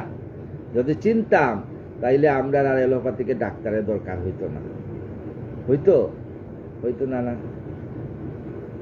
কিন্তু কিছু কিছু আছে, যেমন তুলসী পাতা সেবা করলে অনেক রোগ হয়। আমি নিজেই পাইছি বাবা। আমার একবার গলার মধ্যে ইনফেকশন হয়ে গেছিল, এই জায়গাতে ইনফেকশন হয়েছিল। তখন গুয়াহাটির এক ডাক্তার আমাকে বলছে যে বায়োপসি করতে হবে। তখন আমার ছেলে 1.5 বছরের ছেলে কুলে, আমি খুব কান্না, রাধারানীর কাছে খুব কামনা। ডেলি নারায়ণকে 8টা করে তুলসী দিয়ে নারায়ণকে বলি, নারায়ণ এখন যদি আমাকে নেও, আমার এই ছেলেটার গতি হবে কে? যাকে তুমি পৃথিবীতে পাঠিয়েছো তাকে যেন রাখিয়ে যেতে পারি, কিন্তু ভালো হবে না, রাখিয়া গেলে কি গতি হবে? এই দুঃখে ঘরে কোনো জিনিস ছিল না, সব বিক্রি করিয়া দিছি। ফার্মেসি অনেক জিনিসপত্র বিক্রি করিয়া দিছি। তারপর একজন ডাক্তার মশাই, আমার এক বন্ধু আমাকে নিয়ে গেল ডাক্তারের কাছে।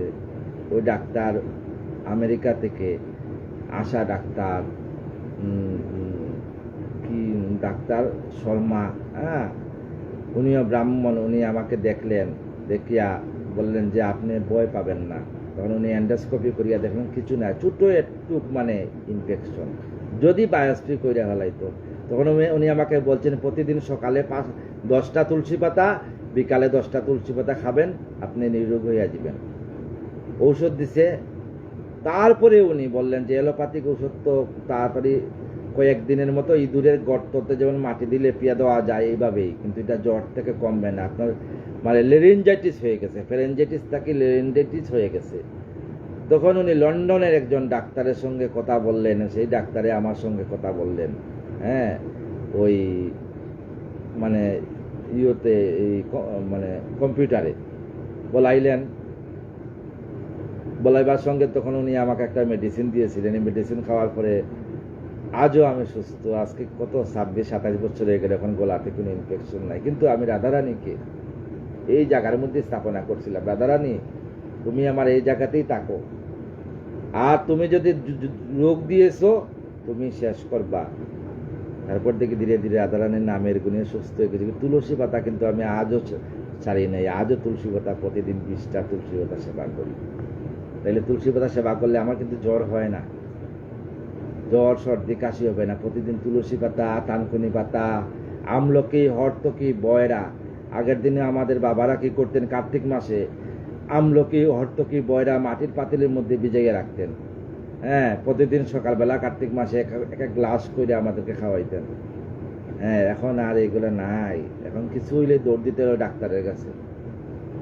এই জন্য তো আমরা কিন্তু আমাদের আয়ুর্বেদিক সম্বন্ধে আমাদের জ্ঞান আমরা হারাইয়া ফেলছি।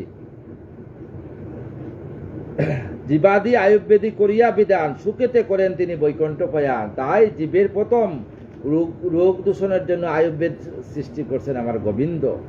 ক্ষত্রিয় গণের জবে হল বুদ্ধি নাশ, পরশুরামেতে হরি 19 প্রকাশ। যখন ক্ষত্রিয় গণের বুদ্ধি নাশ হইল, তখন পরশুরাম রূপে আমার হরি প্রকাশ হইলেন। বেদমার্গ চারি যত ক্ষত্রিয়ের দল, ব্রাহ্মণের হিংসা জবে করেও বিরল। তখন বেদ মার্গ সারিয়া ক্ষত্রিয়েরা ব্রাহ্মণদের হিংসা করতে লাগলো।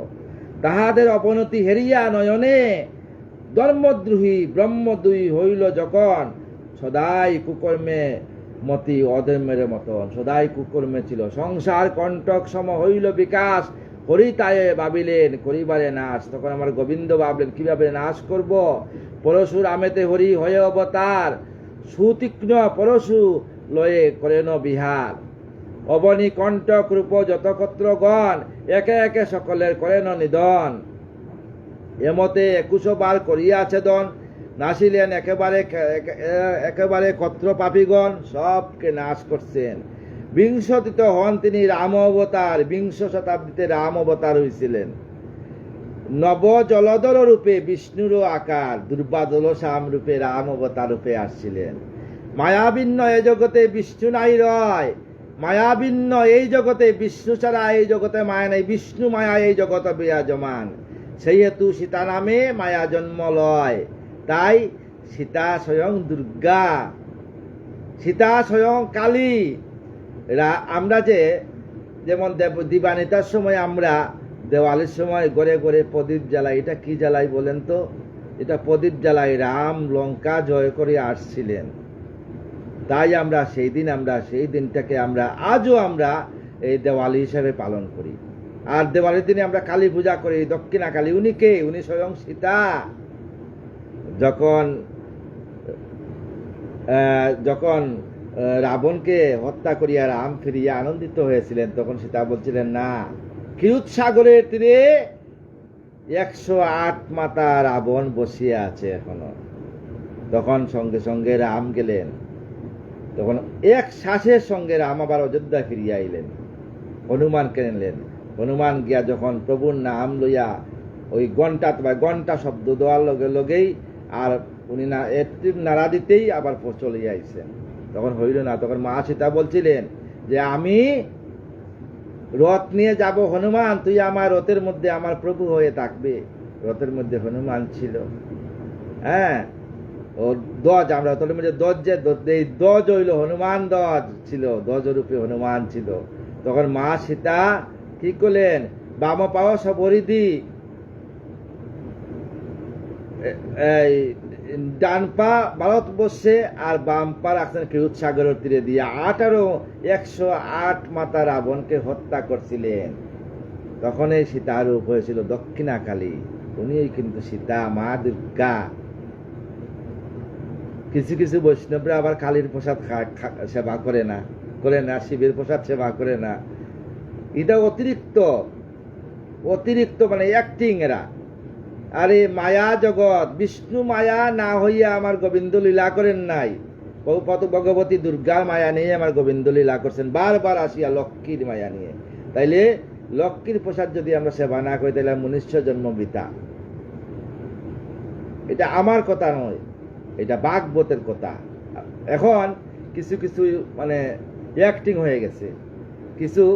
আমি একবার আসামে ভাগবত পাঠে গেছিলাম, তো এক মাতাজি আসিয়া বলছে যে আমার ছেলে তো মঠের থেকে দীক্ষা নিছে। তাই বললাম তোমার টাইটেল কি? কি শাহানা দাসরম বলছিল আর কি। ব্রাহ্মণ দীক্ষা মানে পৈতা নিয়ে আনিছে এখন। এখন আমার ছেলে ডেইলি গোবিন্দর প্রসাদ ইয়ে করে, আমার হাতে জলটা পর্যন্ত সেবা করে না, কইয়া মাতাজি আহ করে খাটতে শুরু করছে। তখন আমি ভাগবত পাঠের মধ্যে বলছিলাম, মা তোমার ছেলেকে গিয়ে বলো, তুমি তোমার ছেলেকে তুমি মাছ মাংস খেয়ে তোমার ছেলেকে জন্ম দিয়ে দিছো, কিন্তু তখন তুমি দীক্ষা নেই। বলে না আমি তো নেই নাই, তখন আমি সার করতাম। বলে ঠিক আছে, তোমার শরীরের মধ্যে কিন্তু এখনো এই রক্তফুটা আছে।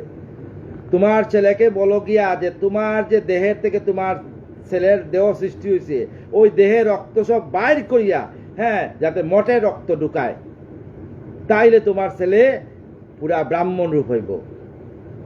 তখন ওই পরদিন গিয়া যখন ছেলেরে বলতেন, ছেলে ভাগবতে আসে, 7 দিনের ভাগবত তো আসি, আমাকে প্রণাম করলো করিয়া তার মার চরণে প্রণাম করলো। মাকে প্রণামও করতো না, মার চরণে প্রণাম করলো।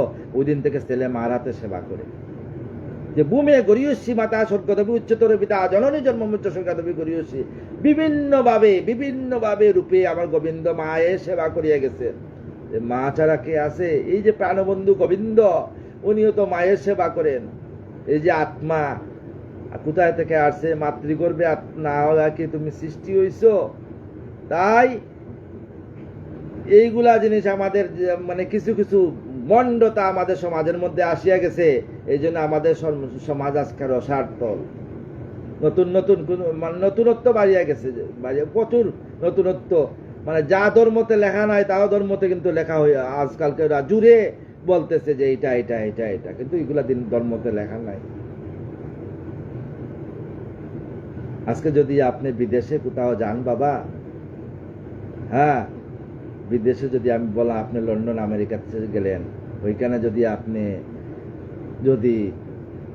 বৈষ্ণব না পান, আপনি কি করবেন? আপনি যদি ব্রাহ্মণ বৈষ্ণব না পান, আপনার তো কিছু সেবা করতে হবে। আপনি যে জল সেবা করেন, জলের মধ্যে আমার গোবিন্দ মৎস্য অবতার রূপ ধারণ করিয়া জলের মধ্যে ধরিয়া জল শুদ্ধ করছেন। আমার চৈতন্য মহাপ্রভু বলছেন কলিতে কোনো বৈষ্ণব নেই। চৈতন্য মহাপ্রভু বলছেন কলিতে কোনো বৈষ্ণব নেই। আমরা যারা আছি আমরা সবাই গোবিন্দের দাস, কলিতে বৈষ্ণব নাই বাবা।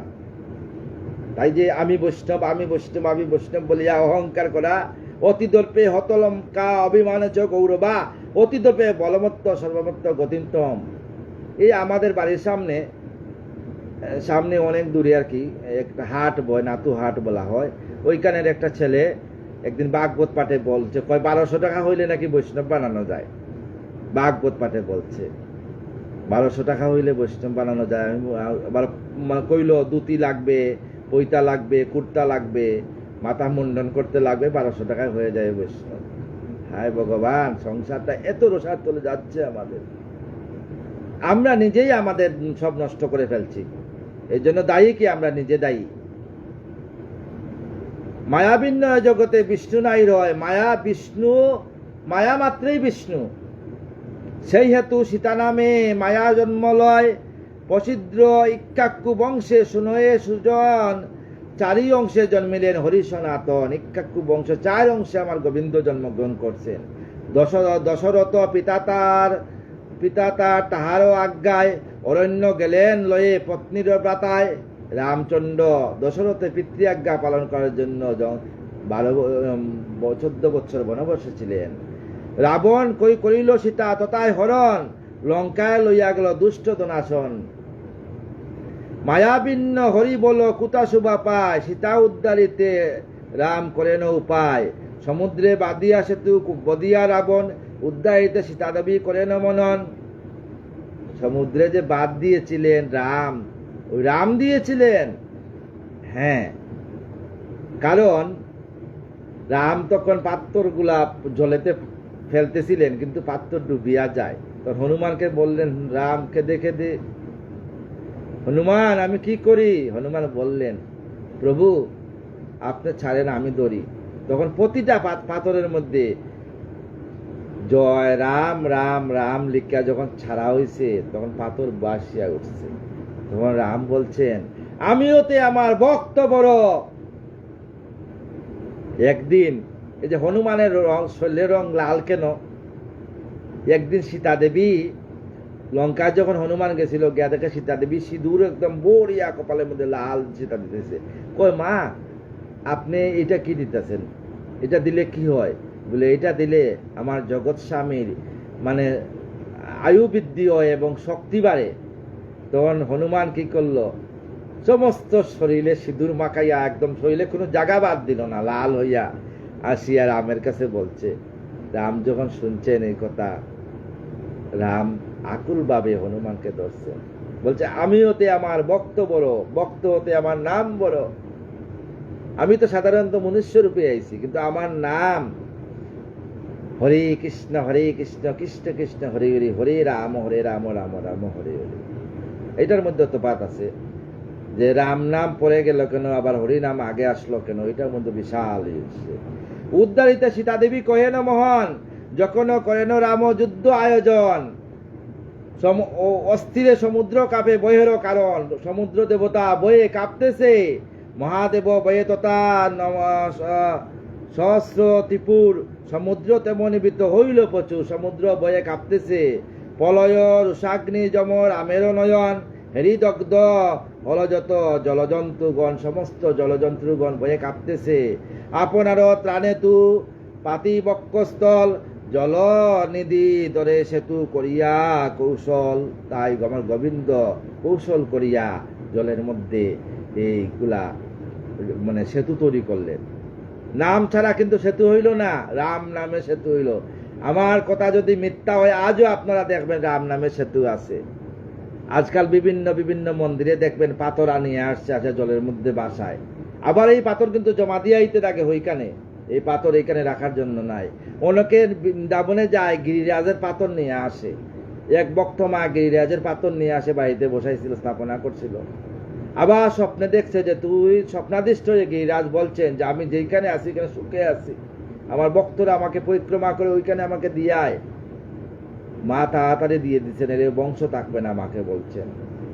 আজও আমাদের এই দেহ সনাতন, আমাদের তীর্থ সনাতন, পৃথিবী সনাতন, সব সনাতন। জলনিধি করে সেতু করিয়া কৌশল, এমতো লঙ্কায় গিয়া রামগুণমণি, রাক্ষস সহিত যুদ্ধ করেন আপনি, তাই রাক্ষস সহিত আমার যুদ্ধ করছেন। যত ইন্দ্র পরাজয়ে বলিছে রাবণ, যতই ভারত দম্ভ বক্ষতে সুবন, সেই দুষ্ট ভাবে মনে আরো সম আর নাই আছে কোন বীর বিশ্বের মাজার। যে রামে ভাবে আমার মতো কোনো বীর নাই, যে অহংকার অতি দর্পে হব হত লঙ্কা, অভিমান চ গৌরবা অতি দর্পে বলবদ্ধ সর্বমত্ত গতিন্তমম। রাবণের বাবা, এটা রাবণটা কিন্তু স্বয়ং ভগবান শিবে ভগবতী দুর্গার জন্য বানিয়েছিলেন লঙ্কাটা। তো বানাইয়ে বলছিলেন যে দেবী মহামায়া তুমি ওইখানে বাস্তু পূজা করিয়া নিও। তখন রাবণের বাবাকে দোয়াইয়া বাস্তু পূজা করা হয়েছিল, বলছে ব্রাহ্মণে যা চাইব তা বর দিও।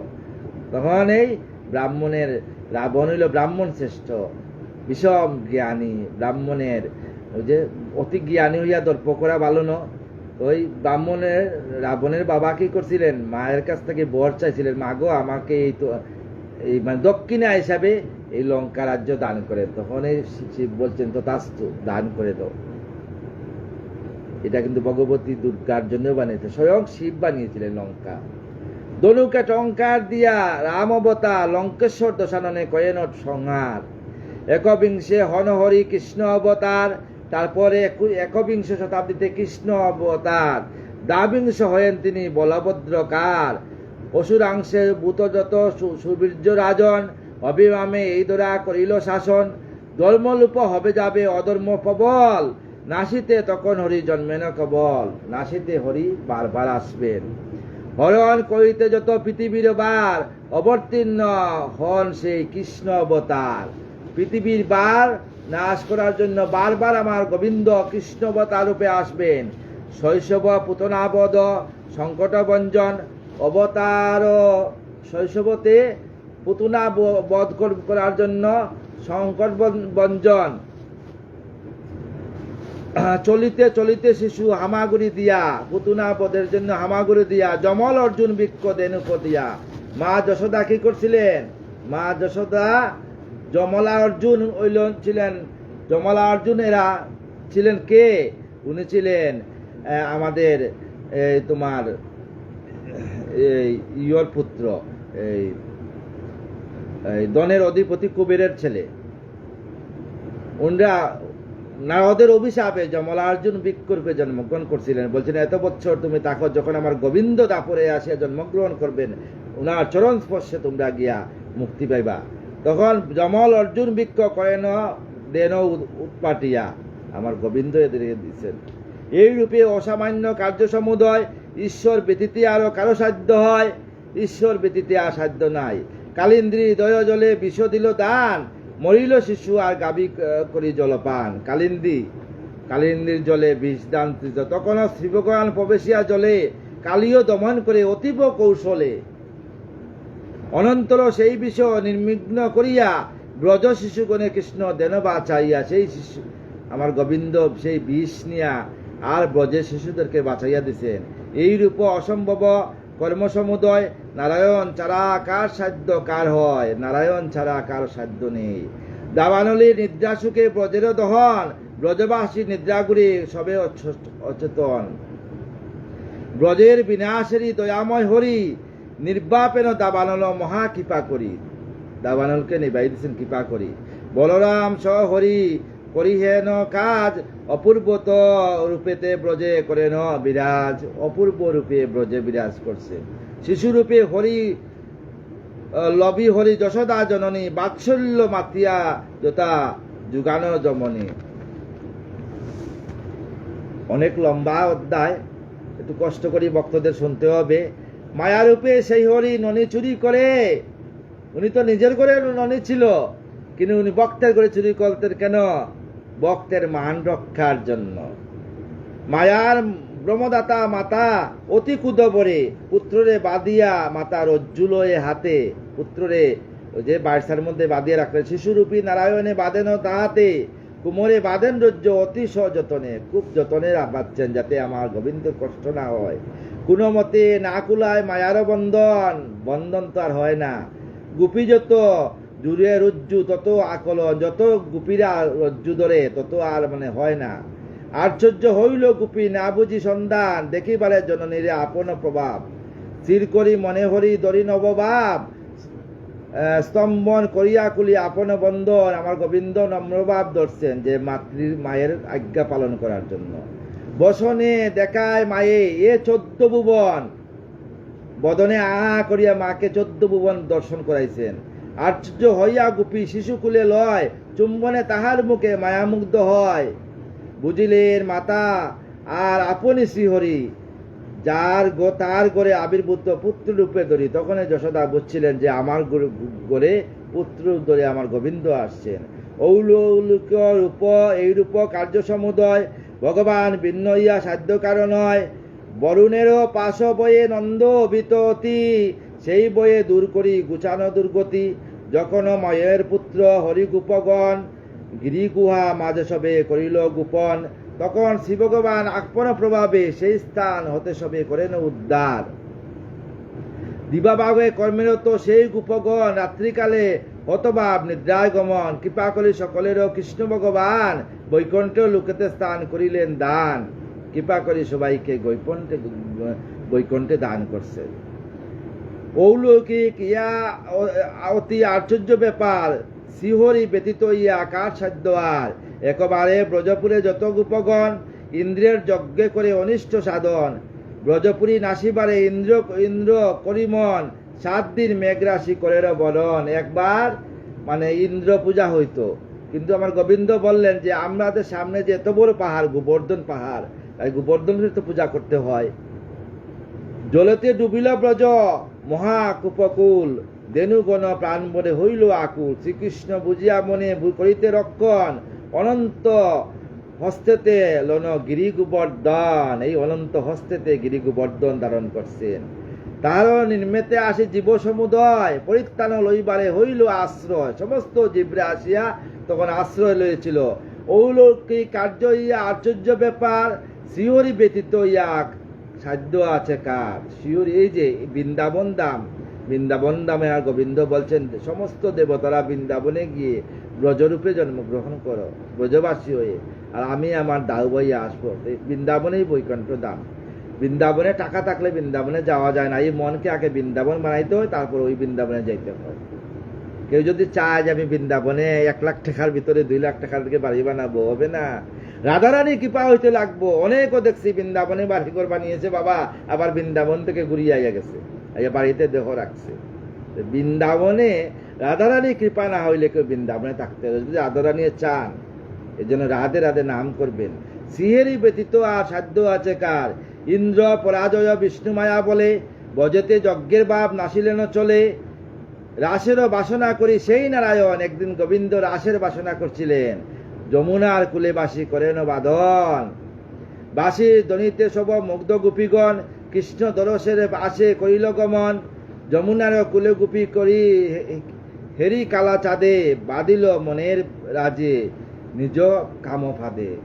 তখন কামফাদে যখন বাঁধল, পুরাতে কামনা সব করিলেন রাস, শরতের পূর্ণচণ্ডী নিকুঞ্জে নিবাস। শরৎকালে কিন্তু রাস পূর্ণিমা হয়। যতক গোপিনী যত কৃষ্ণের সেবনে, হেনকালে শঙ্কচুর আসে সেই বনে। হেনকালে শঙ্কচুর সেই বনে আসছিল। কামতমত হয়ে দত্ত দরে গোপীগণ, শাস্তি হেতু তারে কৃষ্ণ করেন নিধন। 16,000 গোপী ছিল বাবা এখানে। ইয়াতে অদ্ভুত কার্য উল্লুক অতি, কেবা পারে ভিন্ন সেই জগতের প্রতি। বলরাম আদি আছে যত সিদ্ধ নাম, কৃষ্ণের কপট নাম শুনগুণ দাম। পলব্য পণ্ডুক কেশী, মর্মবক্ষ দর, কপি শাম্ব, দম্ব বক্র, সপ্তক সম্বর, অরিষ্ট বঙ্কল মৎস্য, কম্বুজ সৃজন, বিদরুত নরকাদি কুরু বেকেরয়। আর যত দুষ্টবীর রুক্ষী শিশুপাল, বদন সকলে কৃষ্ণ বুঝি কালাকাল। সকলেই কৃষ্ণ হস্তে ত্যাগ করি প্রাণ, বৈকুণ্ঠ দামেতে সবে করিল প্রস্থান। বয়স হয়ে গেছে, চৌকের জ্যোতি কমিয়া গেছে, ডাক্তার দেখাবো যে এইটাও মানে আর জুটছে না কিভাবে ডাক্তার দেখাবো। কিন্তু রাধারানী কিন্তু আমার চোখের জ্যোতি রাখছে। রাধারানীকে বলছি যাতে আমার চশমা লাগে না, এই ব্যবস্থা তুমি করিও, তুমি দিও চোখের মধ্যে বিরাজ করিও, কারণ আমার ক্ষমতা নাই আমি ডাক্তার দেখে চশমা লইব। অপূর্ব হরির লীলা বল নাই যায়, মনেতে বুঝো ঋষি কৃষ্ণের দয়ায়। সব কিছু কৃষ্ণের দয়ায়। কালে কালে সবজীব অল্প আয়ু হইবে, আগম নিগম মর্ম কিছু না বুঝিবে। বুঝাবারে বেদমর্ম হরিদয়াময়, করিলেন সুবিভাগ বেদ চতুষ্টয়। সত্যবতী গর্ভে তিনি লইয়া জনম, বেশ নামে আসিলেন করিতে করম। সত্যবতীর গর্ভে বেশ নামে আসলেন। ত্রবিংশ অবতার বেশ নাম তার, বেদের বিভিন্ন শাখা করেন বিস্তার। ত্রবিংশ অবতার হইলেন ব্যাসদেব। মহাদানবের দ্বারা বিনির্মিত পুরে, যখন দেবতা দেশী যতক অসুরে, জীবগুণে বিনাশিতে করিবে মনন। বুদ্ধ রূপে আসবেন হরি সনাতন, বুদ্ধ রূপে পরে আসছেন দানবের সংহার করতে। পাষণ্ডের মতিভ্রম জন্মাবার তরে, বুঝাবে নানা নানা উপধর্ম তা সবারে। কলিযুগে হরিনাম হইলে বিনাশ, পাষণ্ড সমান দ্বিজ হইল প্রকাশ। কলিযুগে হরিনাম যখন বিনাশ হইব, ব্রাহ্মণ ক্ষত্রিয় আরো যতবশ্যক নাস্তিক হইয়া সবে উঠিবে কেবল। কলির শেষে হবে, কলির শেষে কিছু থাকবে না, ব্রাহ্মণ ক্ষত্রিয় বৈশ্য শূদ্র কিছু থাকবে না, এখানেই নাই, আর কি থাকবে? শূদ্রেরা হইবে রাজা পৃথিবী মাজার। পৃথিবীতে যত রাজা হইবে শূদ্র হইবে এখন। সাহা সদা আদি বাণী উঠিবে না আর। তখন শ্রী ভগবান ত্রিভুবন বুক ধরিবে কল্কির রূপ অতি অপরূপ। তখন কল্কির রূপ ধারণ করবেন। দরিয়া কল্কির রূপ নাসি দুষ্ট মনে, সত্যযুগে পুনরায় আসিব ভুবনে। পঞ্চভিন্ন অবতার মহাকল্কি রাম, বৈকুণ্ঠ পৃথিবী তবে হইবে একদাম। বুঝন আরাধ্যা আপনার মন, হেনমতে বিশ্বে ব্যক্ত সেই নারায়ণ। পঞ্চবিংশ অবতারে করিনু প্রকাশ, 10 দিকে প্রকাশিত হইবে উল্লাস। সুবুদর ছিল গীত হরিকথা সার, হরি মাত্র এই তরিতে সংহার। আগামী দিন আমরা আসবো ভাগবতের 2য় স্কন্ধ নিয়ে। 2য় স্কন্ধের ব্রহ্মা কর্তৃক ভাগবত বর্ণন, মানে 8ম অধ্যায়, অনেক বড় অধ্যায়। এই অধ্যায় মানে শেষ করা একদিনে শেষ করলে ভক্তদের কষ্ট হয়, কারণ ভক্তদের মনের মধ্যে অনেক কিছু জন্ম হয়, মানে পারে না ওরা।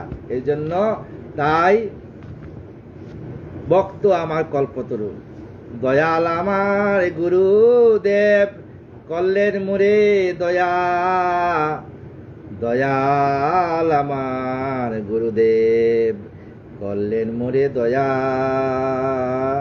কর্ণে নাম দিলেন, দিলেন পদ ছায়া, সেই ছায়াতে জীবন আমার কমে শীতল হল।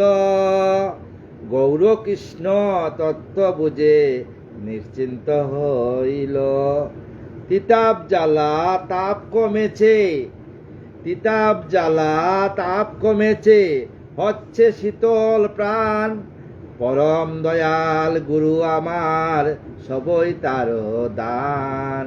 আমার পরম দয়াল গুরু, সেই গুরুদেবের আজ্ঞা আমি সব সময়, আজও কিন্তু গুরুদেব আমার শিক্ষা গুরু, 96 বছর বয়স, আজও কিন্তু প্রতিদিন শিক্ষা গুরুকে সকালবেলা উঠি ফোন করি, জিজ্ঞাসা করি কেমন আছেন, ভালো আছেন।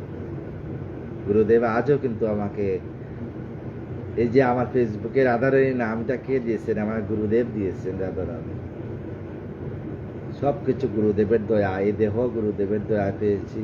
এই গুরু কি পাই কেবল গুরুদেবকে যে দয়া না করতেন, তাইলে আজ আমি বক্তের সামনে আসিয়া আমার বয়সের লোকেরা চশমা টশমা লাগাই দিছে, আমি এখনো চশমা লাগাই নাই। আমার গুরুদেবও কিন্তু এখনো চশমা লাগান নাই। তাই গুরুর কৃপাই কেবল। দয়াল গুলো এবার আমায় কর করুণা, দয়াল গুরু এবার আমায় কর করুণা।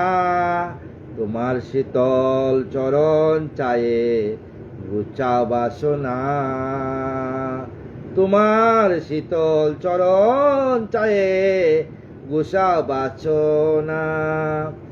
বাসনারও তারাকে ঘুরেছি সংসারে, সুখের আশায় সুখের মাঝে পড়েছি পাপরে।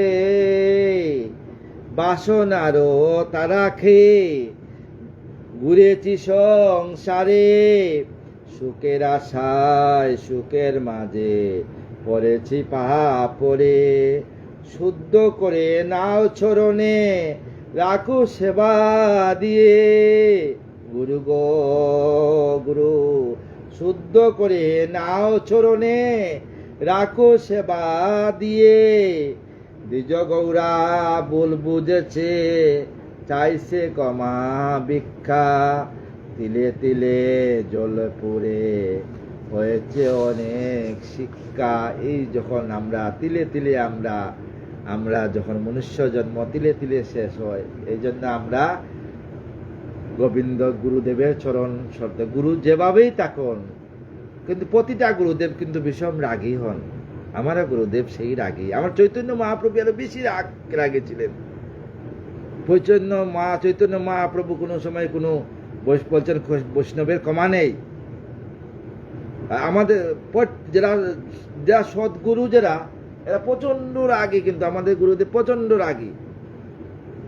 কিন্তু এরা যা বলেন সত্যি ভক্তের জন্য এদের দরজা খোলা, কিন্তু ভক্তরা বুঝে না।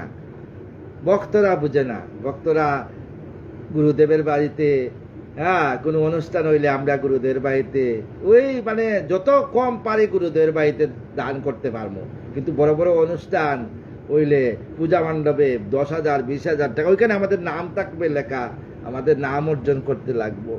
আরে তুমি যে আজকে এত বড় পদে পৌঁছে গেছো, তোমার পদে কে দিয়েছে বাবা? তোমার গুরুদেব। এর আগে তো কিছু ছিল না। আমাদের গুরুদেব আমাদের কর্ণে নাম দিয়ে আমাদেরকে করছেন। তাই গুরুর কৃপাই কেবলম। অকর্ণ মঙ্গলা কারং ব্যপ্তং যেন চরাচরং তৎপদং দর্শিতং যেন তস্मै শ্রী গুরুবে নমঃ।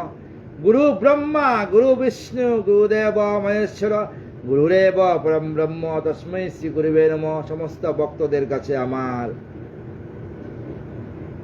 প্রার্থনা, সমস্ত সাধুগুরুদের কাছে আমার প্রার্থনা, সবাই আমার মস্তকে চরণধুলি দিবেন, আর সবাই আমাকে এই ভিক্ষা দিন, আশীর্বাদ মতো ভিক্ষা দিবেন।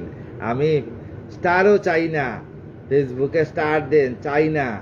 আমি চাই যাতে আমার এই যাতে নামই তাকে নাম প্রচার করতে পারি, চাই না। কারণ আমি কোনদিন স্টার হয়ে যাবো আকাশে, স্টার দিয়ে কি করব? টাকাও চাই না, যেভাবে ভিক্ষার অন্য সেইভাবেই যাবে জীবন।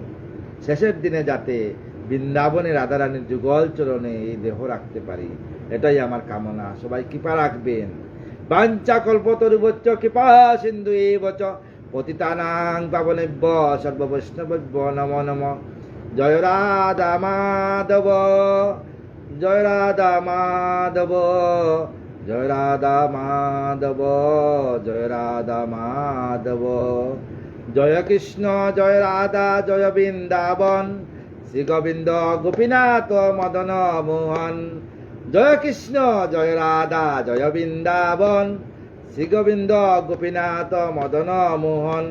শ্রীকৃষ্ণ চৈতন্য প্রভু নিত্যানন্দ, শ্রী অদ্বৈত গদাধর শ্রীবাসাদি গৌরভক্তবৃন্দ। জয় রাধে জয় রাধে জয় রাধে, রাধে রাধে। নিতাই গৌর সীতানাথ প্রীতি। হরিধ্বনি বল রাধে শ্যাম, রাধে রাধে।